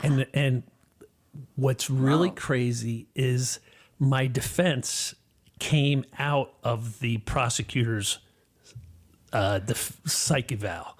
He came out and said, I feel passion provocation fits Clark perfectly. And he explained why. And passion provocation had never been used 30 plus years after the fact. Passion provocation is the husband comes home and his wife's in bed with the mailman and he freaks out and kills one of them or both. That's passion provocation. This was being used 30 plus years after the initial abuse. And there's 4 factors to it. And he fit me into all 4 factors in the present day and how it fit. So like their side came up with my defense because we had initially come up with diminished capacity. There is this interesting thing in the book where they do say the problem, though, is that you're a decent human being. Facts. And so they say that's the problem. Because now with the manslaughter charge, they're saying that you will have trouble living with yourself unless you pay a debt to society. Unless I'm punished. Do you agree with that?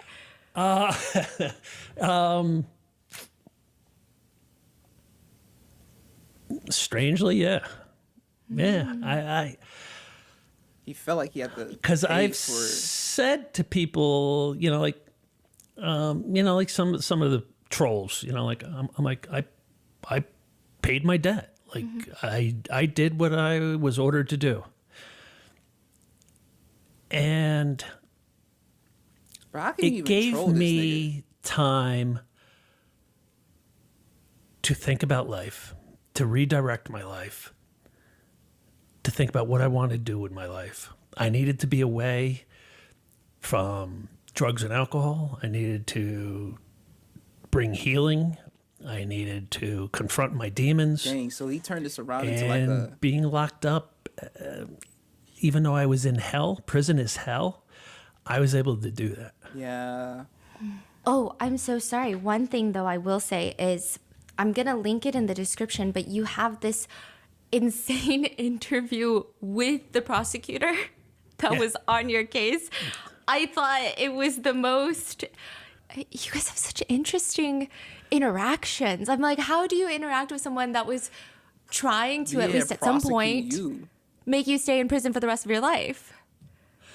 Is it right? Is it a weird dynamic, or you guys are just buds? Like what? Actually, this morning at the hotel before I came here to meet you, guess who I got a text from? The prosecutor saying, and this is what he said. He goes, "I'm sorry I missed your book signing. I was in the hospital. Please save me an autographed book." No, because you have some very interesting friendships. I mean, you're friends with a lot of the officers that arrested you. Yeah. You're friends with the lead prosecutor on your case. Yep. You're friends with a lot of like the forensic teams that probably processed the crime scene. Yeah. That is very interesting. My biggest supporter throughout all of this has been law enforcement. That's fascinating. Yeah, from the very get-go. Starting with Howie Ryan at the... actually, it started on my steps of my house when I was arrested. The guy who gave me that state police shirt, he was there.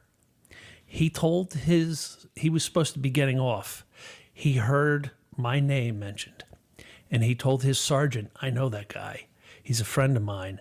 let me go to the house in case this goes sideways. I want to be able to talk to Clark. And when I was arrested on my front steps, he came up to me and he said quietly, dude, don't say a word.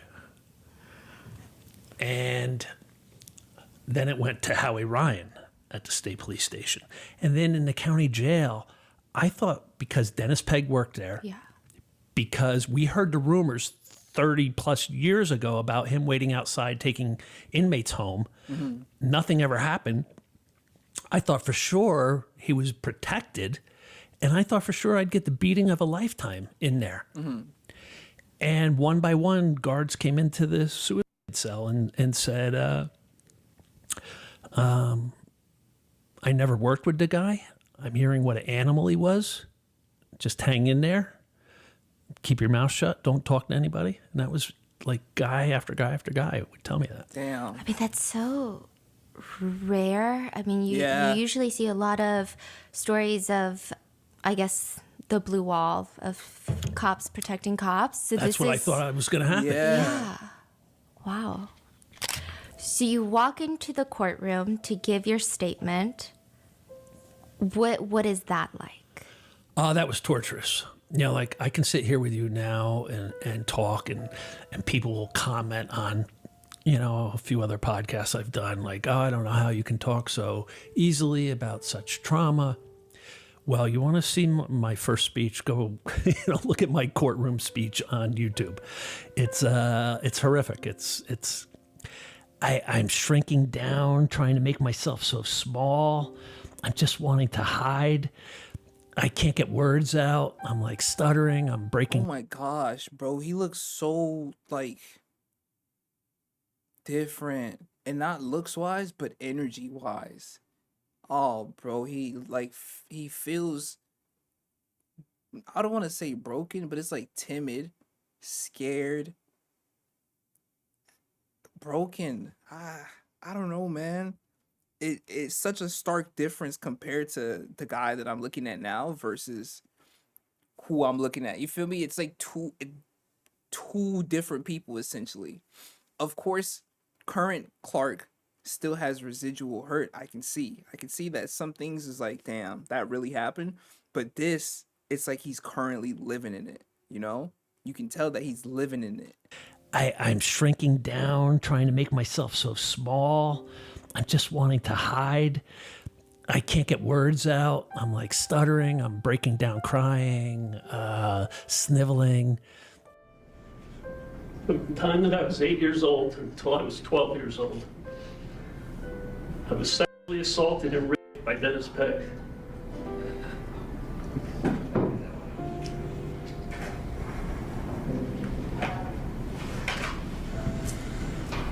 It started out with him wanting to touch my scar that I had from open heart surgery at the age of 6. It progressed to wrestling matches and eventually led to him raping me.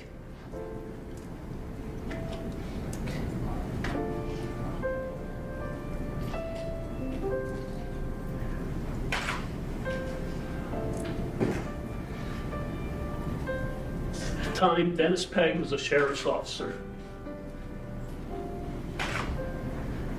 a scoutmaster of troop number 83 in Stillwater, and a close friend of our family. Dennis Pegg told me that he had sexual relations with a close family relative, and also my childhood friend, Jeff Hall. He described those relations in detail, and I believed him.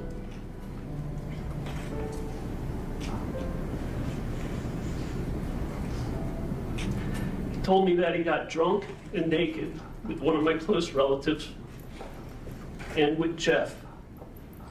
And he said he had taken pictures of them naked.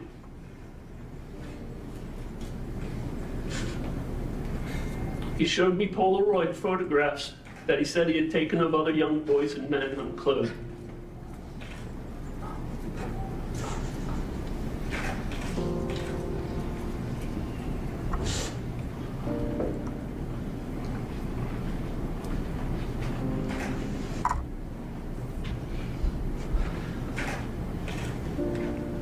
Jeff committed suicide on February 10th, 1983, with a shotgun to his head.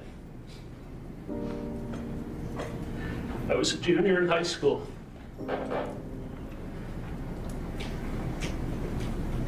My brother Jay and I ran to Jeff's house after his sister Brenda came to our house covered in blood, crying hysterically. I remember standing in the living room of Jeff's house with my brother.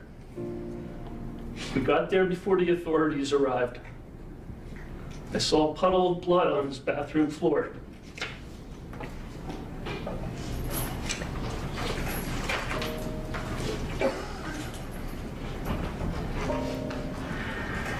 I will always believe that Jeff killed himself as a result of Dennis Pegg's abuse. As an adult, I visited Jeff's grave at least twice a year. Every Christmas Eve, I went to visit him.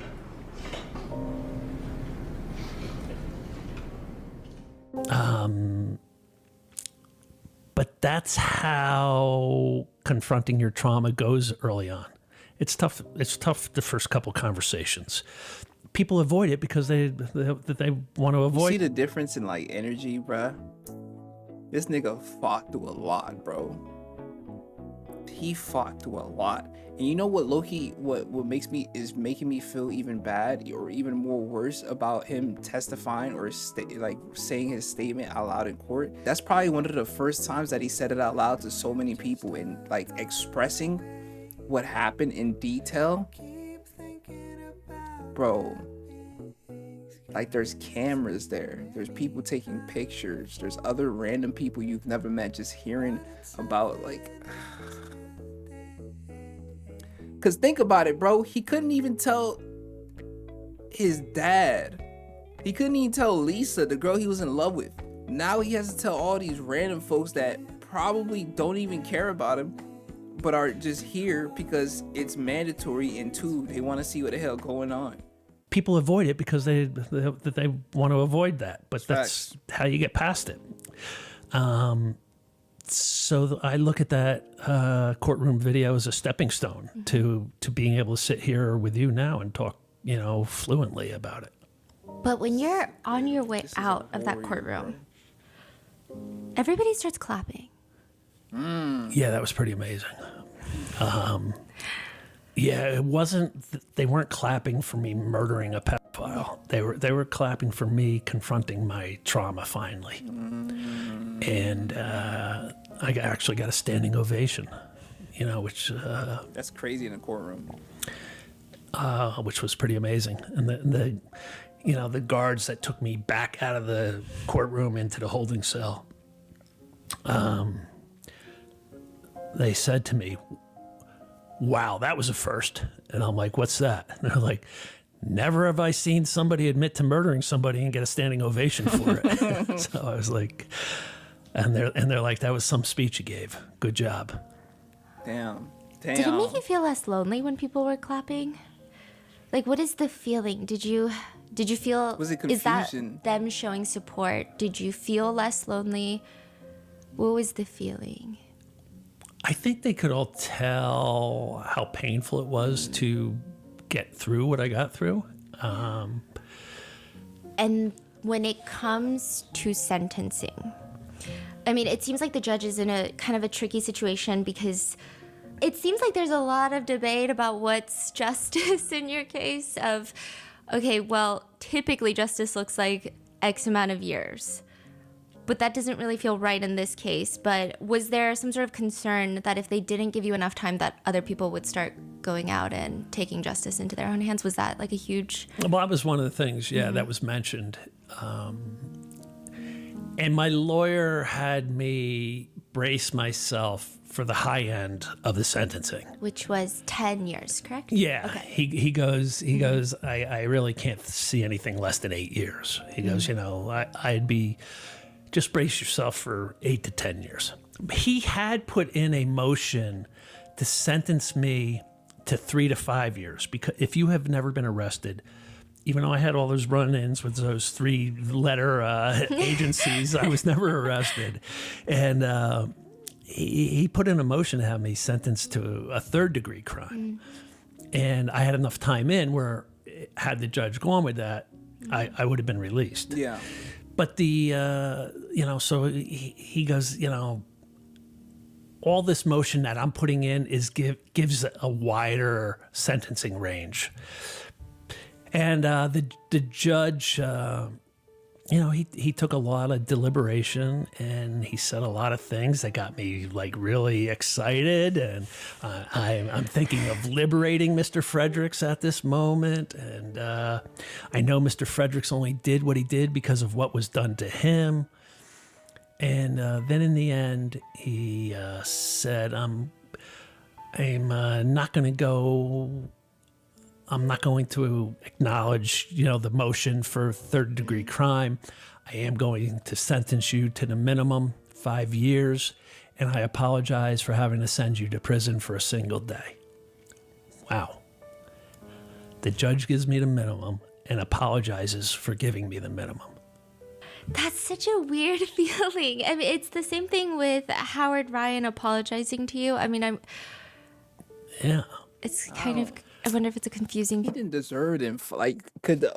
Does the 3 years knock off some of the 5 years so he serves 2 years instead of 8 years? Because he was already in there for 3 years. Don't tell me this nigga served almost a decade for this shit, bro. That's not going to put me in a good mood. Yeah. It's kind of... I wonder if it's a confusing feeling. Yeah, that's why I say I think everybody in law enforcement, look, a judge isn't supposed to have excommunication, excommunicado communications outside of the courtroom with anybody. They're human, so he's going to probably hear rumors about Dennis Pegg as well. Yeah. Mm-hmm. And the prosecutor ran a dual investigation on what I did and what Dennis Pegg had been up to for his whole life. And it was obvious what Dennis was doing. Everybody knew. And it got uncovered. And, they don't want to justify what I did. They still wanted to punish me. And at the end of the day, I still had to do 5 years. It's no walk in the park. It's still 5 years. Yeah, bro. You shouldn't have been doing them 5 years anyways, though. That's what I'm getting at. The perfect storm. I'm in a little small town, a little small county, with a monster who had a 45-year reign of terror, who everybody heard something eventually, except maybe Ernest Hemshot, who had his ears plugged. Everybody heard something about Dennis Pegg. He was living under a boulder. And at the end of the day, I got the minimum. I don't think that's going to happen to anybody else. I mean, yeah. You're not going to get this type of perfect storm. He's a silver linings type of guy. I'm seeing. He loves looking at silver linings. I like that about him. You do not want to try to heal from abuse in prison. Prison is hell. Yeah. I am the rarity. I was able to do it. I was able to start my healing, getting locked up. But man, don't think you're gonna follow my footsteps. Start healing the first now, month was hell instead of withdrawals following me to prison like I did. Ugh, you don't want to do that. What was the first thing you did when you got out of prison?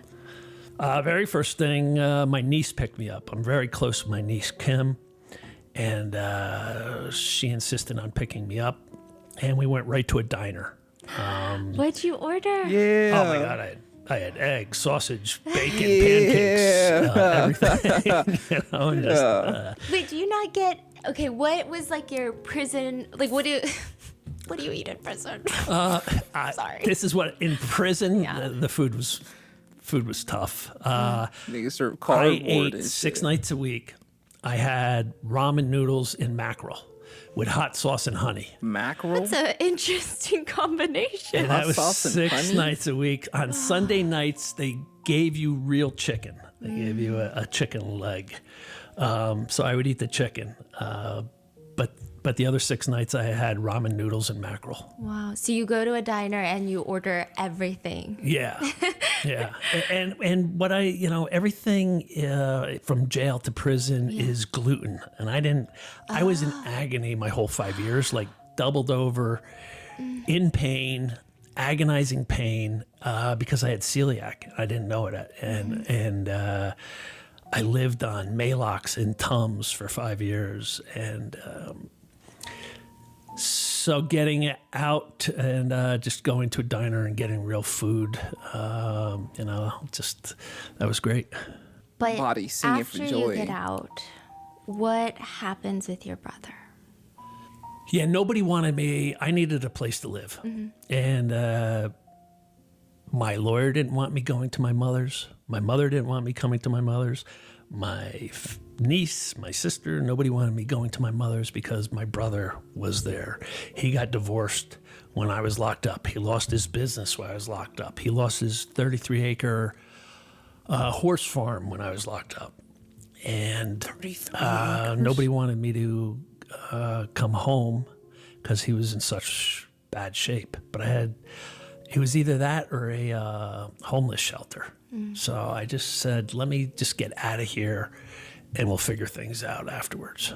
So I went home with my brother and mother. You suspect that he was a victim of Dennis Pegg. He knows you were, but you guys never, even when you get out of prison, you don't talk about it. No. My brother didn't want to confront anything, didn't want to talk about anything. It's quite often the case, like members of family won't talk about what happened. And I thought when I was in prison, sitting in my prison cell, I would have these amazing conversations with my brother when I got out. And then when I got out and the shape he was in, the path he was on, it was difficult. Damn. Do you think he felt guilty that he didn't protect you from his I'm sure that's part of it also. He said numerous times, I should have been the one that killed Dennis. He said that over and over to me. Yeah. When did you find him? It was 2 years ago this past February.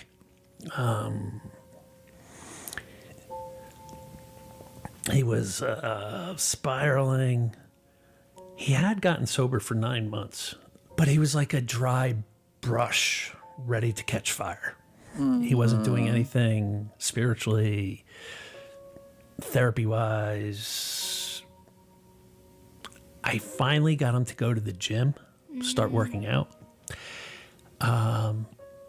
So he eventually started drinking again. And even on his last day of life, I went to the gym and I said to the gym owner, was my brother in today? He goes, yeah. He goes, he wasn't feeling that swift, but he was here. I said, okay, that's a good sign. And I went home and his truck was in the driveway. And I went upstairs and there he was on the kitchen floor. And I thought he had killed himself. I thought he had shot himself, and I started screaming at him, how could you? And then I got closer, and then there was no Blood. Gunshot wound. And I called 911, and I started CPR. And I did CPR until the ambulance got there. CPR is exhausting. Yeah. And it was, it took every ounce of me to keep going until they arrived. And then they worked on him for an hour, but he was long gone by the time I found him. Do you think Dennis Pegg killed your brother? Yes. Yep. And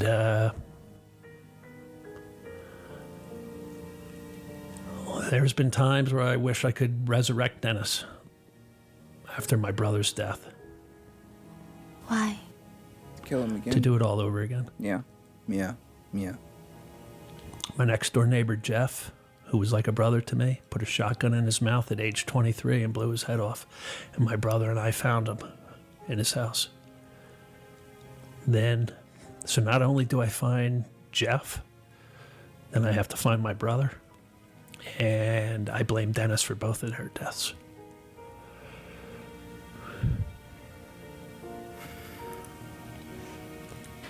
I do too. Yeah. I do too. So since prison, since you killed Dennis, have you drank? Have you done drugs? Nope.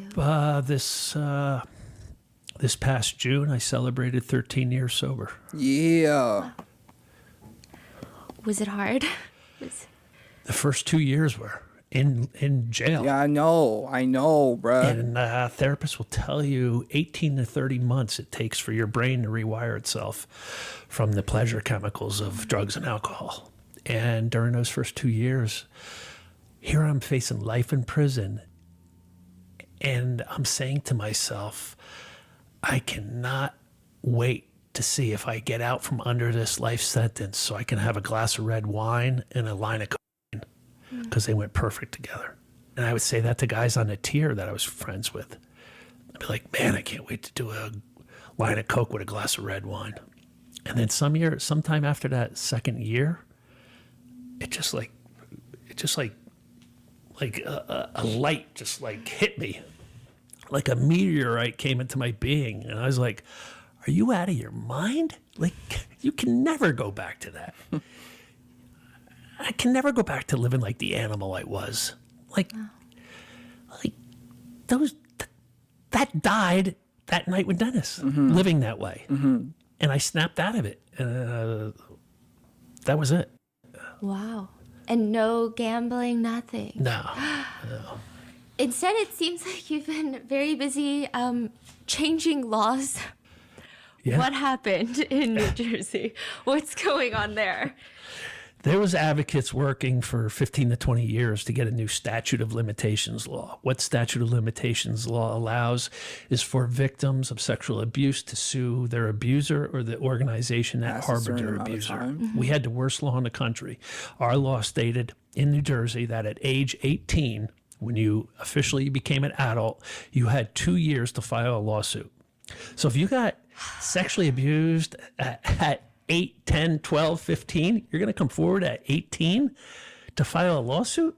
It basically was a dead law. Like nobody's going to do that. Why would they so put a statute? Our statistics said that. I'm confused. Why put a statute of limitations on something like that? And the only way it would make sense to me is based off of like how long evidence can last, because of course time deteriorates everything, but still 2 years after 18, nigga, why? It's inadvertently protecting the abuser. Why are we doing things that inadvertently protect the abuser though? A lot of the laws shoot themselves in the foot. So our statistics said that people don't talk about their abuse until age 48 to 52 is the norm. So we championed a law that took the age up to 55.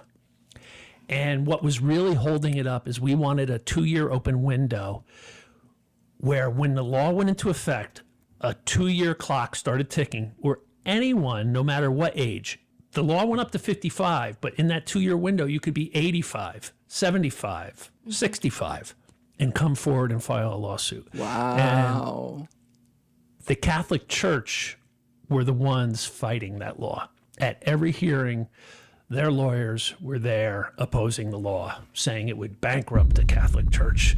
They literally said, your sons and daughters' parochial school will go out of business if this law is passed. I mean, how do people maintain any court decorum and... Tribe, explain to me what the Catholic Church trying to say. I'm just confused as to why they feel that way. I'm not confused. I'm not confused as to why they feel that way, boys, because them preachers is touching little boys. We know the truth. We know the truth. And they know the truth too. Bro, yo, what is this? So you mean to tell me that niggas is saying no to the law? That's such a blatant side eye. If you saying no to that, why? How is that gonna bankrupt anything? If they did that, they should go to jail. There shouldn't be no worries about business. Oh my gosh. And you're a church. Why you worried about business? Man, ain't the Catholic fucking church, bro. Oh my gosh. I went to one of these schools when I was younger, bruh. It wasn't a Catholic church though. It was like a Baptist parochial school type vibes. I had to wear these fits. We had to learn about religious texts and stuff. They have full permission to give us punishments and all that, bro.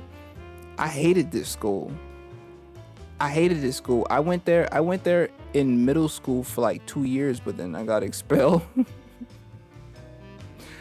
They expelled my ass, bruh. It wasn't even an official, like, bro, my schooling situation low-key was all over the place now that I'm thinking about it, because I was homeschooled, then I moved, then I went to a parochial school or whatever. I went to like a church, then I went to a church-based school, then I went to an all-boys school, and then I moved again.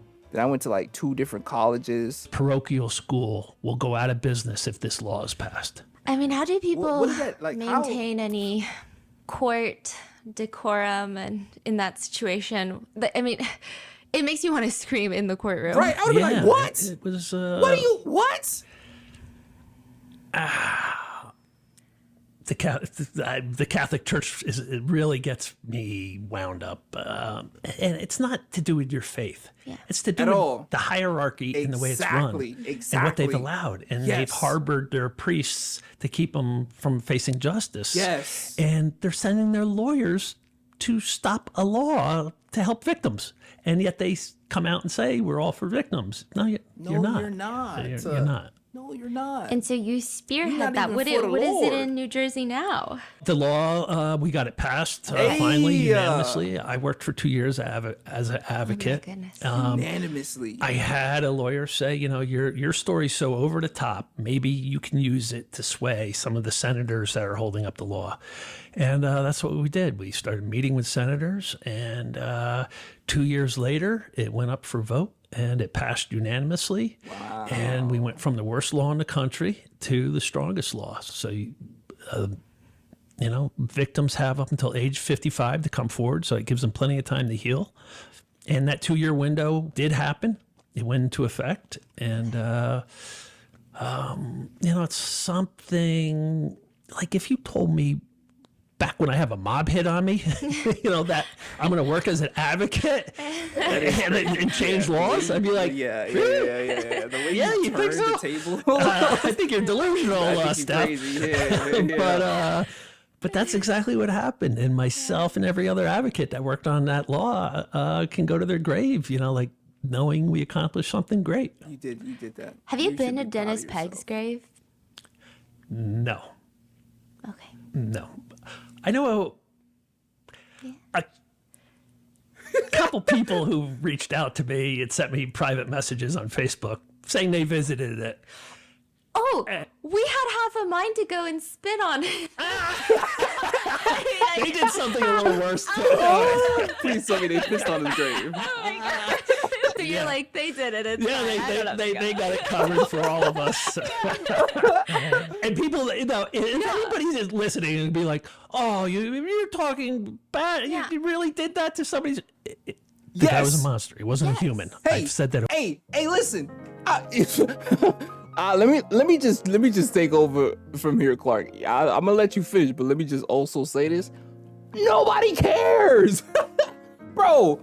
If you care about this nigga grave, knowing what he did, you go join him. Oh, cancel me for that. Cancel me. Go join him. Go join him. I'll piss on your grave too. This is not a person. This is not somebody that we should treat with respect. He should not rest in peace.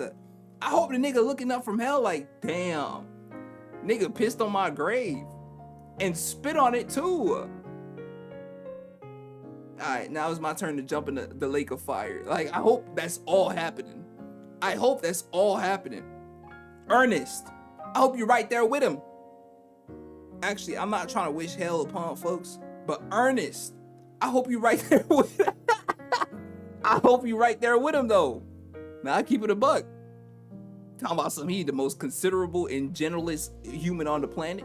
I see how considerable he is in that fire, boy. Yeah, in that fuego de fe. I need fire in another language. Tribe, can you tell me what fire is in your language if it's not English? Obviously, because I know what it is. Or Spanish. If you speak like, what is fire? Oh, buto. Fire in Korean is like butoin. Fire. You really did that to somebody's. My fault. The guy was a monster. He wasn't a human. feel I've me? said that over. I can't stress enough. I'll say it again for you. A ride literal it. devil. Yeah. The devil. This is what Yeah. more could you stereotype the devil as than what this guy was? Yeah. Yeah. There's no salvation for someone like that. No. Absolutely not. I ain't gonna lie, bro. And I'm not. I'm not. You guys know that we have been huge fans of Shopify ever since we opened. Shopify.com/rotten. Shopify.com/rotten. Everybody.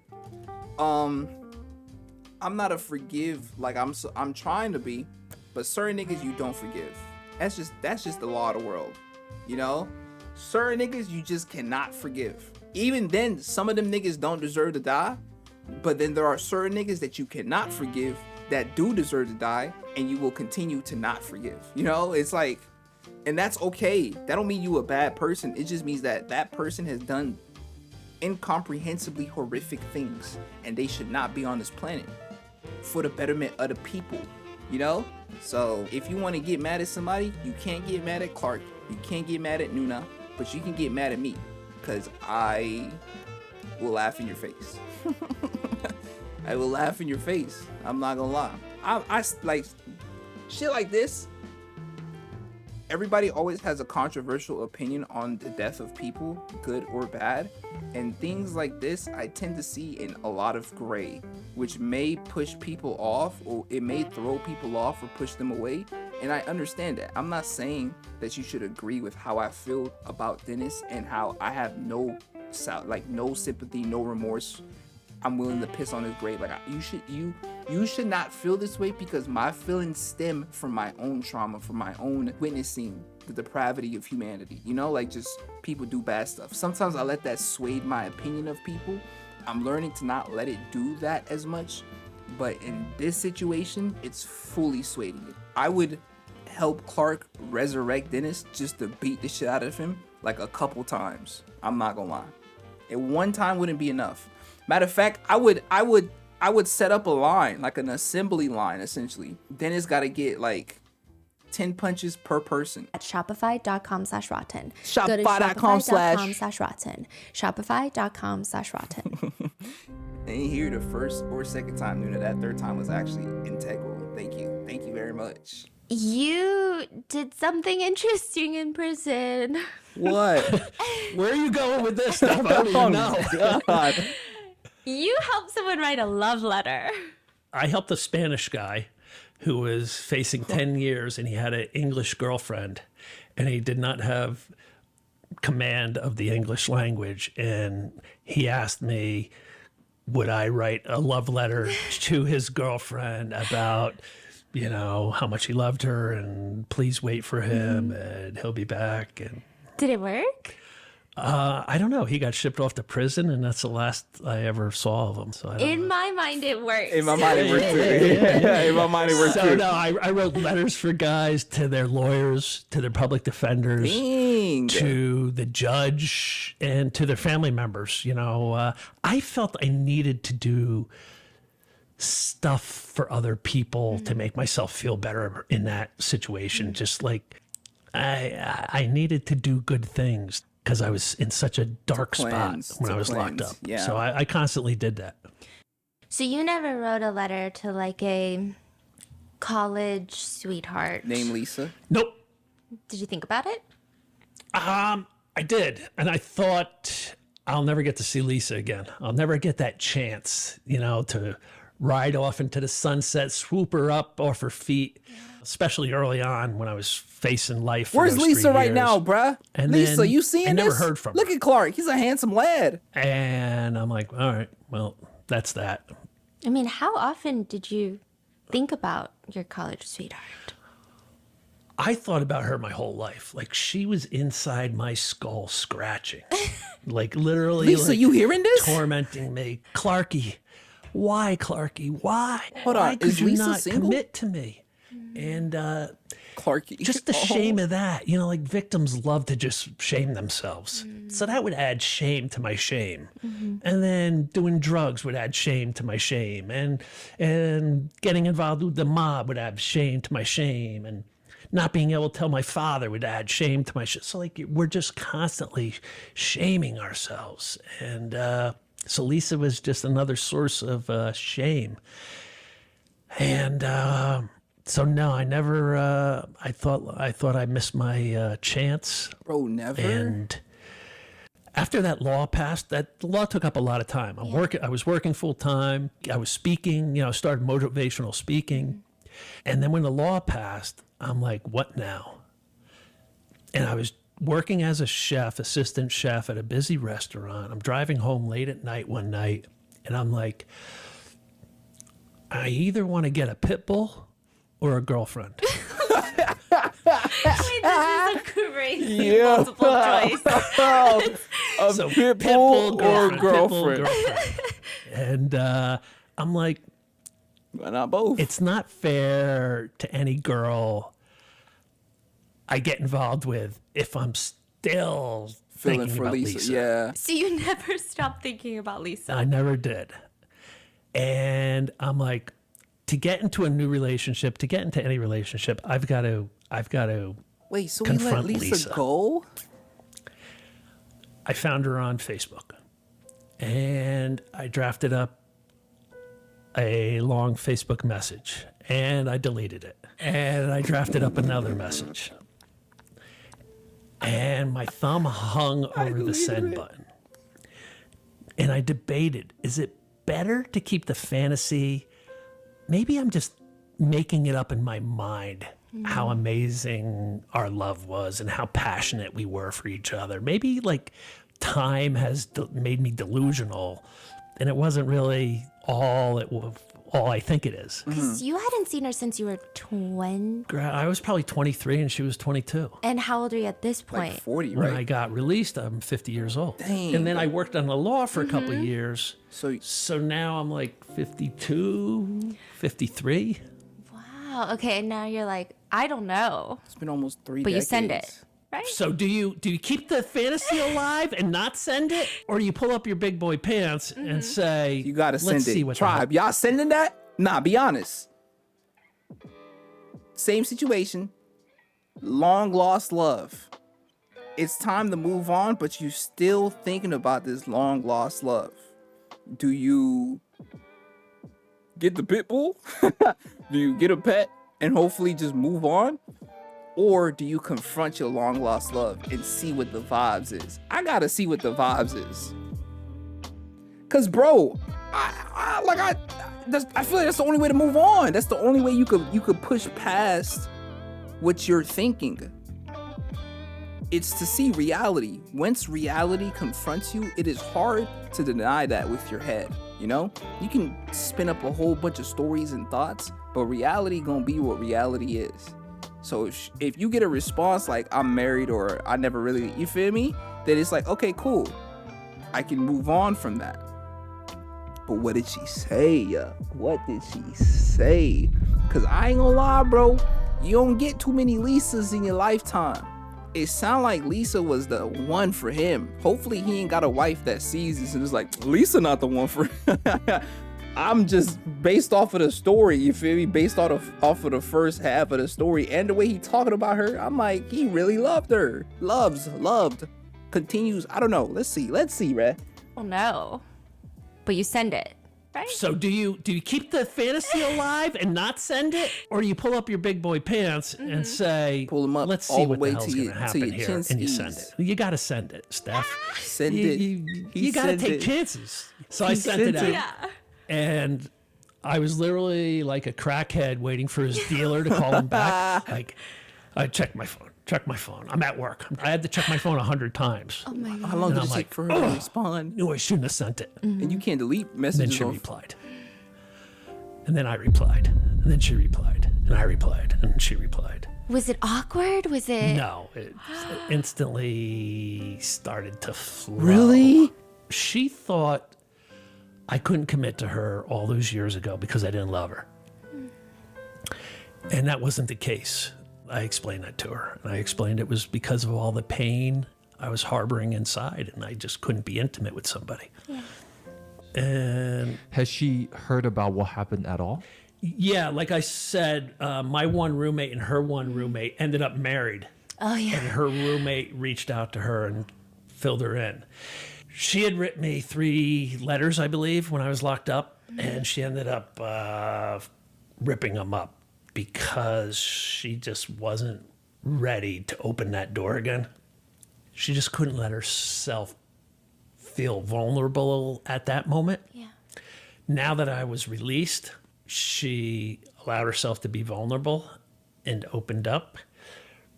And I said, why don't we meet for coffee? She was in New York. I was in New Jersey. Again, she's still thinking I didn't love her. I'm telling her I did. She's not really believing me. So I brought ammunition with me to that first coffee meeting to prove to her that I did, in fact. What gifts did you bring? What was that? She had written me a lot of love letters and cards back in the day, and I had saved them. And over the years, whenever I would start lamenting her, I would get out these love letters and reread them and feel connected. Whenever I would feel a gap between us forming, I would get her love letters out and reread them and get that bond back together. And I brought a briefcase with me to the coffee shop, and she said, "Do you always bring a briefcase with you when you have coffee?" And I said, "There's something inside there I want you to see that will show you that I loved you." And I opened it up, and I took out all the love letters from when she was 21 years old and 20 years old, and 22 years old. Bro. And we sat there rereading them, and that sort of sealed the deal when I told her, this is how I stayed connected with you over those 30 plus years.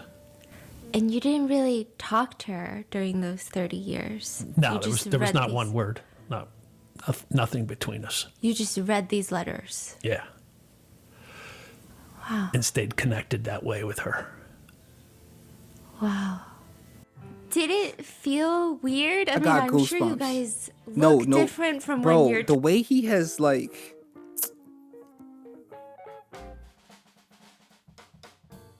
I'm getting conflicting messages from him, Tribe. I'm gonna keep it a buck. Not through anything he said, but just throughout the way he's lived his life. Because I'm the type of person where I prefer to shoulder all my pains alone and walk this path alone so that nobody gets involved, nobody gets hurt. And I prefer to do that because I feel like I have enough strength to do it, right? Obviously I don't. Nobody does. But he did it. He walked throughout his life alone. And why I say that I know I can't do it is because if he had somebody in his corner, some of the decisions he made probably wouldn't have been made. But also because he was alone, because he walked through that fire, because he made those mistakes, this is the end result. This is the end result, bro. But I still do agree with having people in your corner to help you when you fall from walking alone. That is something that I'm learning recently, and I ain't gonna lie, bro. It's like learning to balance when you should fight your own battles and when you should ask for help. Feel weird? I mean, I'm sure you guys look different from when you're 20. Or did it feel like nothing changed? She kept saying to me, we've led 2 totally different lives. We're 2 totally different people. You know, we're not the same we were back then. Yeah. And I'm like, yeah. Just let's go have a coffee. Yeah. By the end of that coffee, it was done. It was back on. Okay, so you have a few letters. Wow. You're saying some of them are too risque for us to read out loud, right? I don't want to embarrass but there's one. Lisa, but I think this one from July of 1989. Damn! Can you believe that? Wait. 1989. And you I was born then. Should we bring out the author of this letter? Come on, come here, author. Lisa? No.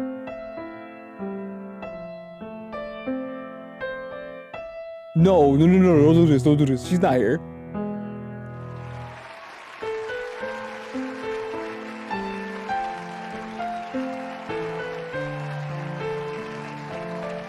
That's stand right now! That's her! You look phenomenal. Lisa! I read about their love story in the book. And I'm the #1 fan. I call you guys Lark, which is the ship name, which is when you combine Lisa and Clark. Oh my god, Mark!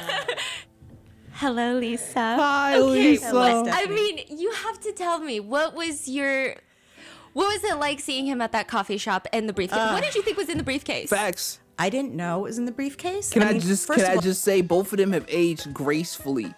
Oh my gosh, this is actually happening. She's dead ass here. He like, bro, 30. Yo, this is like a story, bruh. This is why I love this shit. This is a story, bro. Oh my gosh. 30 plus years. 30 plus years just for them to basically what are the chances that she was still what are the chances that she was even in New York? What are the chances that he kept the letters throughout everything? Mind you, throughout everything. There's so many what are the chances that this it feels crazy. I'm like the most excited about it. No cap. Lisa, it's very nice to meet you. And the briefcase. What did you think was in the briefcase? I didn't know it was in the briefcase. I mean, first of all, seeing him after 3 decades. Yeah.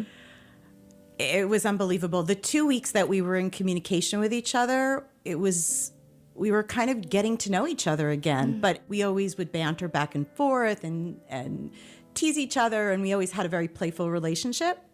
So it was we got back into that rhythm. Yeah. We actually didn't have a phone conversation until we saw each other.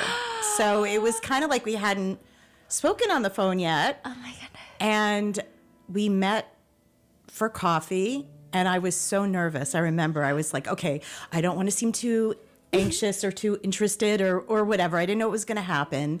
He had led this crazy life. Mm-hmm. So there was a part of me that was a little nervous, like, who is this person? Is he the same person I remember from college years? But I just felt this burning desire to explore it and to see him. And I was so impressed with what he was doing with his life, from where he was and where he is now, that day when we were meeting, and all the good things he was doing, helping to change the statute of limitations law in New Jersey, being an advocate, speaking out, getting other people to speak out. I was truly inspired by him. So I said, I have to at least meet him for coffee. Even if we just have a friendship, I just felt like this was something I just needed to do at this point in my life. Did you think about him as often as he thought about you? Probably not. Sorry.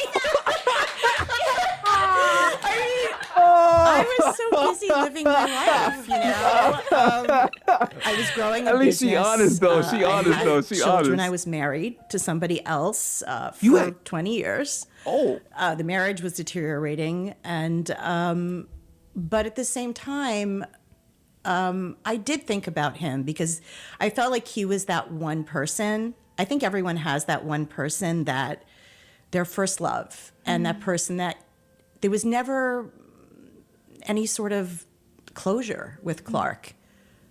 When the relationship ended, I still loved him, and I didn't understand why we didn't work. And the connection was definitely unlike any other connection I'd had, even, my marriage. So I just felt like I had to do it. I just didn't want to spend my life regretting not seeing him, not talking to him. So Stephanie read the book and was telling me about how Clark was saying that you're this force of nature when you guys storm. first Whirlwind. Yes. the first time you guys met, it was in the library, and then you just plopped down and Right. yapping. It was the L Center, which was the student center at Northeastern. So can you tell us your point of view? So when I walked this is in, I mean, fire. first of all, I was a freshman. He was a sophomore, and I grew up in a house. I'm one of 3 girls. I was the middle daughter, and I was more of the rebellious person. And my parents were like just always. I had all these rules, that I had to follow. And when I went away to college, it was like I felt like I was just being let out of a cage. My parents were very strict, so I just felt Same, like girl. when I was in college, and that was actually I met Clark. I think it was the first semester that I was there, so it was the fall, and I just felt free. And I just walked into the L Center, and I saw this young guy sitting, and he looked so lonely because he was sitting at there was a round table and 4 chairs, and he was alone, except he was in one chair and there were 3 empty chairs, and I was like, all right, maybe I'll just sit down and say hello. And I just did, and he looked at me, and his blue eyes just captivated me immediately. But he was really quiet. And I was like, blah, blah, blah, blah, blah, blah, blah, just talking all about myself. And I don't think he really knew what to say. And I don't know if he'd ever met anyone quite like me. So, from his little town of Stillwater. So, yeah, I just kind of talked, and then I finally paused and said, "And do you ever talk?"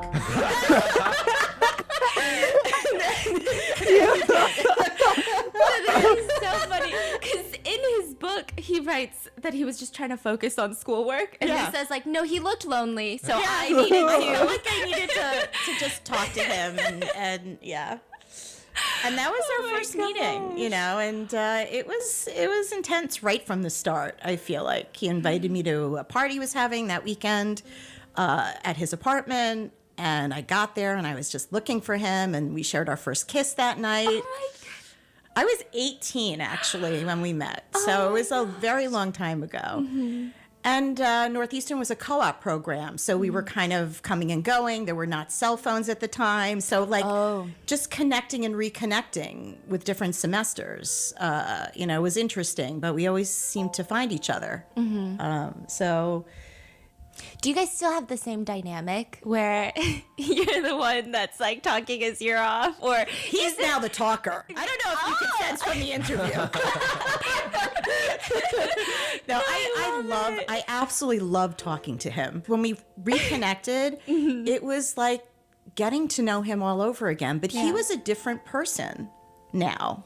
This was 6 years ago, but he was a different person than when I knew him back in college. I mean, he was a free person, free from prison and also free from, his secrets. Yeah. And he had healed and he was evolved. And it was like our relationship was a million times better because we were both in a different place in our lives. And the timing was right for both of us. You guys have a very interesting energy. I've never experienced this before, where you meet a couple and you feel like you are the side character in a romance novel. Bro, that's what I'm saying. This is like movie. This is literally a movie, bro. You guys have such fascinating, and you're getting shy. Are you guys getting shy? Clark has been shy this whole You guys time. are Clark hasn't said a word. Fascinating. I'm watching. Smile from ear to ear. He's smiling more than you. I think it's because I feel like we have maybe a similar dynamic. Hell yeah. Where we call it yapping. Yeah, you So yap. I yap to him, not just- with him. yeah. When the cops came to arrest you, they searched your room and they found your love letters. Yeah. When they Yeah. come to your house, they trash it. They Yes. dumped every drawer Yes. out, tore the bedding apart, the hate when they closet, do everything that was shit, out. I had 2 cedar cabinet desks, and just everything is dumped out. And my mother went to try to put everything back together in this room, and she came across letters addressed from Lisa and saw the postmark from 1989, 1990, 1991, and she said, what has Clark held on to these for so long? These have to be as valuable as gold to him. So I got to put these in a safe place. So my mother went through my mess, scooped up my love letters, and held them for me until I got released. Moms. She's like, I found these. Can we shout out the moms? Tribe, can we shout out the moms? Same mom that was down to run to Florida because her son did so. Shout out to the moms. Oh my gosh, bruh. Nah, shout out his mom and dad. Because typically in this situation, why the kids go through some things also is, yes, the predator does integrate themselves in a family, but also what happens sometimes is that the parents don't be paying attention. The parents just let their kids do whatever they want. They don't be paying attention. And sometimes it's not even the parents' fault because they actually busy. They got to take care. But there's always like there's always the parents that just completely disregard the kid. And some of the blame has to be placed upon the parent because your job as a parent is to protect your child. So some parents can be like, for example, his parents is the best case scenario where they didn't know at all, and they are willing to protect, they are willing to love, and they're willing to, like, his mom was willing to run, and she didn't even know the full story, you know? So imagine if she knew what happened. If she knew what really happened, she might have fought the cops herself, you know? That's the best case. And then there's the worst case parents where they didn't know and they didn't care. They just let their kids do whatever. You feel me? And held them for me until I got released. And then she's like, I found these straightening out your room. Why have you kept all these letters? And I'm like, that's how I stayed connected with Lisa, Mom, over the years. Do you think your mom knew all along? Yeah, I would tell my mom. I would cry to my mom. You know, not every year. Or maybe it would, you know, like,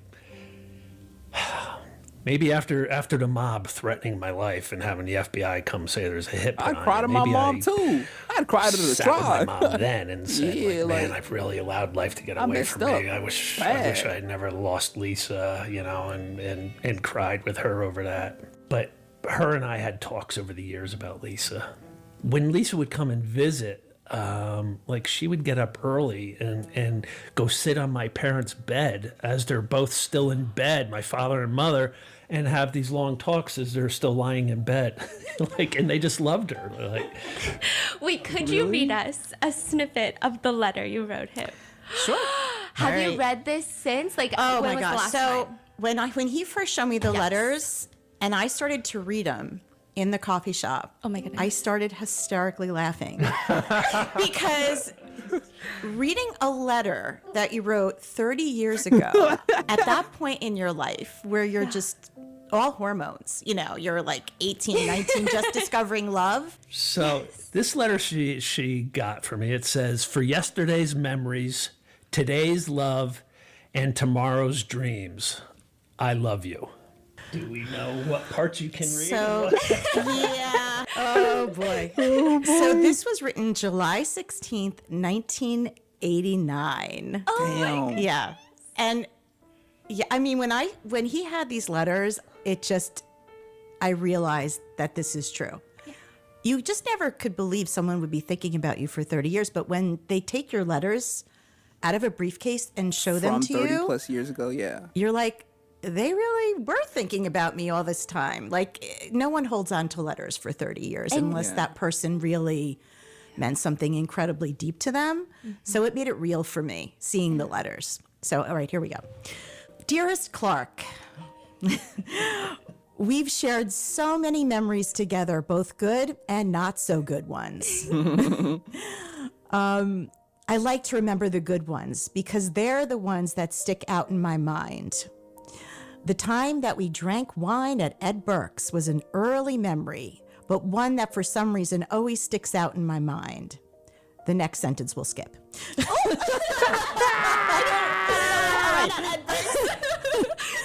I I think knowing that you would go to all lengths to satisfy me really intrigued me.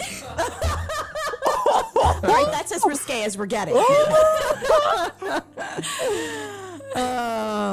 I often think about the quiet times we've spent together, just staring into each other's eyes across a dinner table when we were out. Hold on, I'm blushing. Or when we were in bed together holding each other. I see something so caring and wonderful about the way you look at me that somehow makes me shake. During times like that, nothing needs to be said because I know what you're saying to me with your eyes. Those romantic times were great, but the wild and crazy times were great as well. Skip the next sentence. Oh my gosh. Where am I up to? All. You guys are getting lost in the non-sentences. All of these times that we've shared have become cherished thoughts that are embedded in my head and my heart. I don't exactly know at what point I actually fell in love with you. I just know that at this point, each day I spend without you is a torment. Every time I get off the phone with you, I feel alone again. I get through each day with the thought that one day soon we will be together and I won't have to ever feel lonely again. Those are my dreams for our tomorrow. She wrote on the back of the I letter. miss you so much right now that I hurt. I need you, Lisa. So, yeah, so imagine reading that letter 30 years later and feeling all those emotions that you felt. Yeah. It was incredible, and it's still incredible. And you kept those letters in pristine condition. Oh, God. They don't even look bent. They don't even look This is bent. how we communicated, you know, because we didn't have cell phones. So I wrote him lots of letters, and he kept them all. So what do you guys do now for fun together? What we really cherish is Sundays and Monday mornings we have together to have coffee. It's our time together. We love having coffee together. We just like to explore different places to walk. And we take our walks and we cook together, which we love to do. Clark's an incredible cook. We like listening to podcasts. Watching movies. Yes. Do you watch all of his podcasts? I do. And I try to give him constructive criticism. I think his platform is so important. And I want him to grow. And I think he's doing such meaningful work. Yeah. And he continues to inspire me. Ever since we reconnected, I tell him he's a constant source of inspiration for me. Yeah. Wow, Lisa made the comment one time. It doesn't matter what we do as long as we're together. Yeah. So the day before we flew down to do your show, my mother was in the hospital. So we had to go pick her up from the hospital. It took a while, to get her discharged. Is Mama Fredericks? Drove her home. Wait, that's got her home. His last name, Fredericks? And the same thing we just took her from the hospital for happened again. And we had to turn around and drive her back to the hospital. Damn. And we met my sister there, and we were there a while. And so it was a really long day. And then eventually we had to leave my mother there. And driving home that night, I said to her, I go, you made the comment one time, it doesn't matter what we're doing as long as we're together. So I hope that holds true for today as well. And she's like, of course it does. Yeah, we're a team for sure. And I think that's when you know you're with the right person. Because it doesn't feel like a chore to do that. You just want to be there for them. But is your mother okay? Yeah. She's home now. Yeah.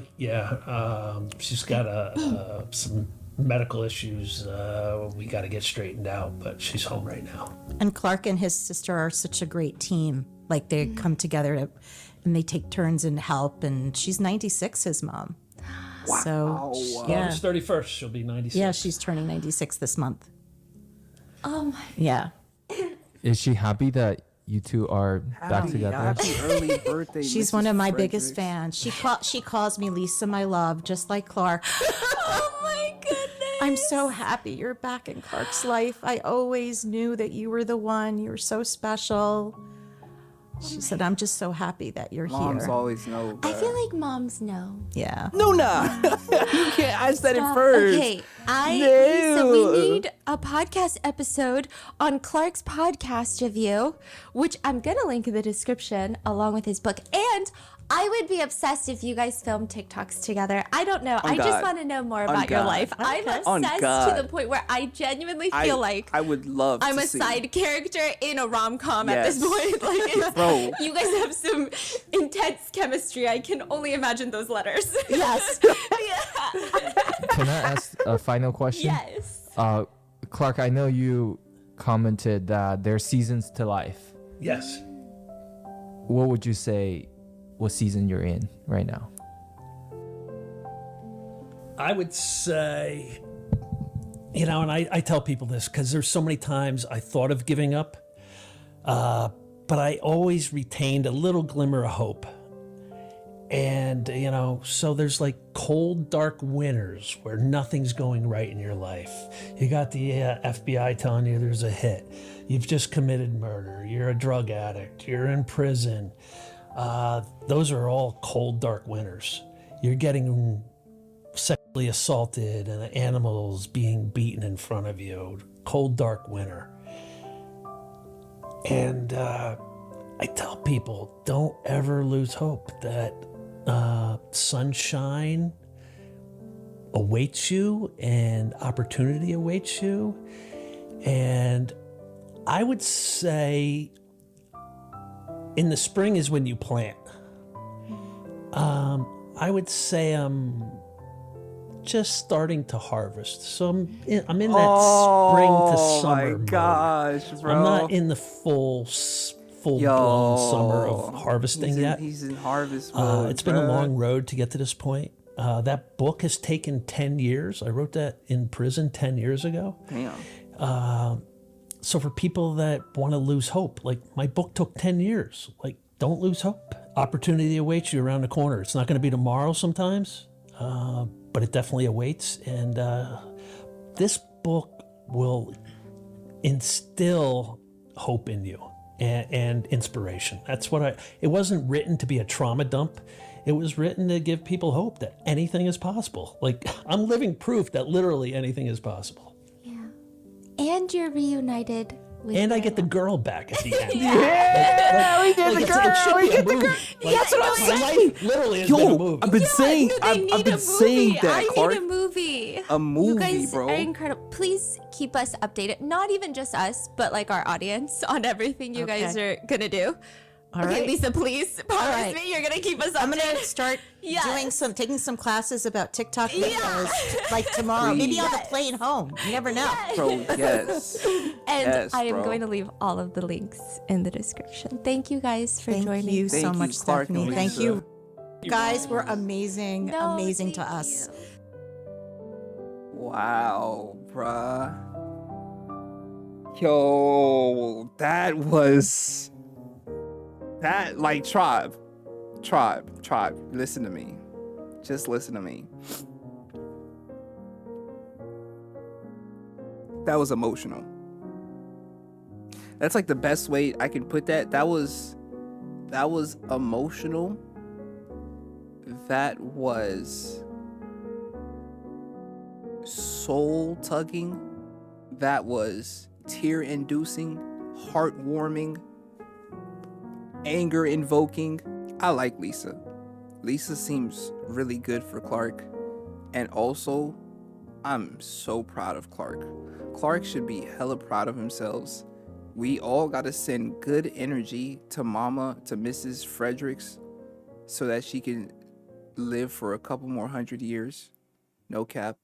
He reminds me of the guy. If y'all ever seen a movie called Meet Joe Black, it's basically about death inhabiting a human form to see how humans live, and he chooses this old, wise, experienced guy to guide him, to show him the ropes of life.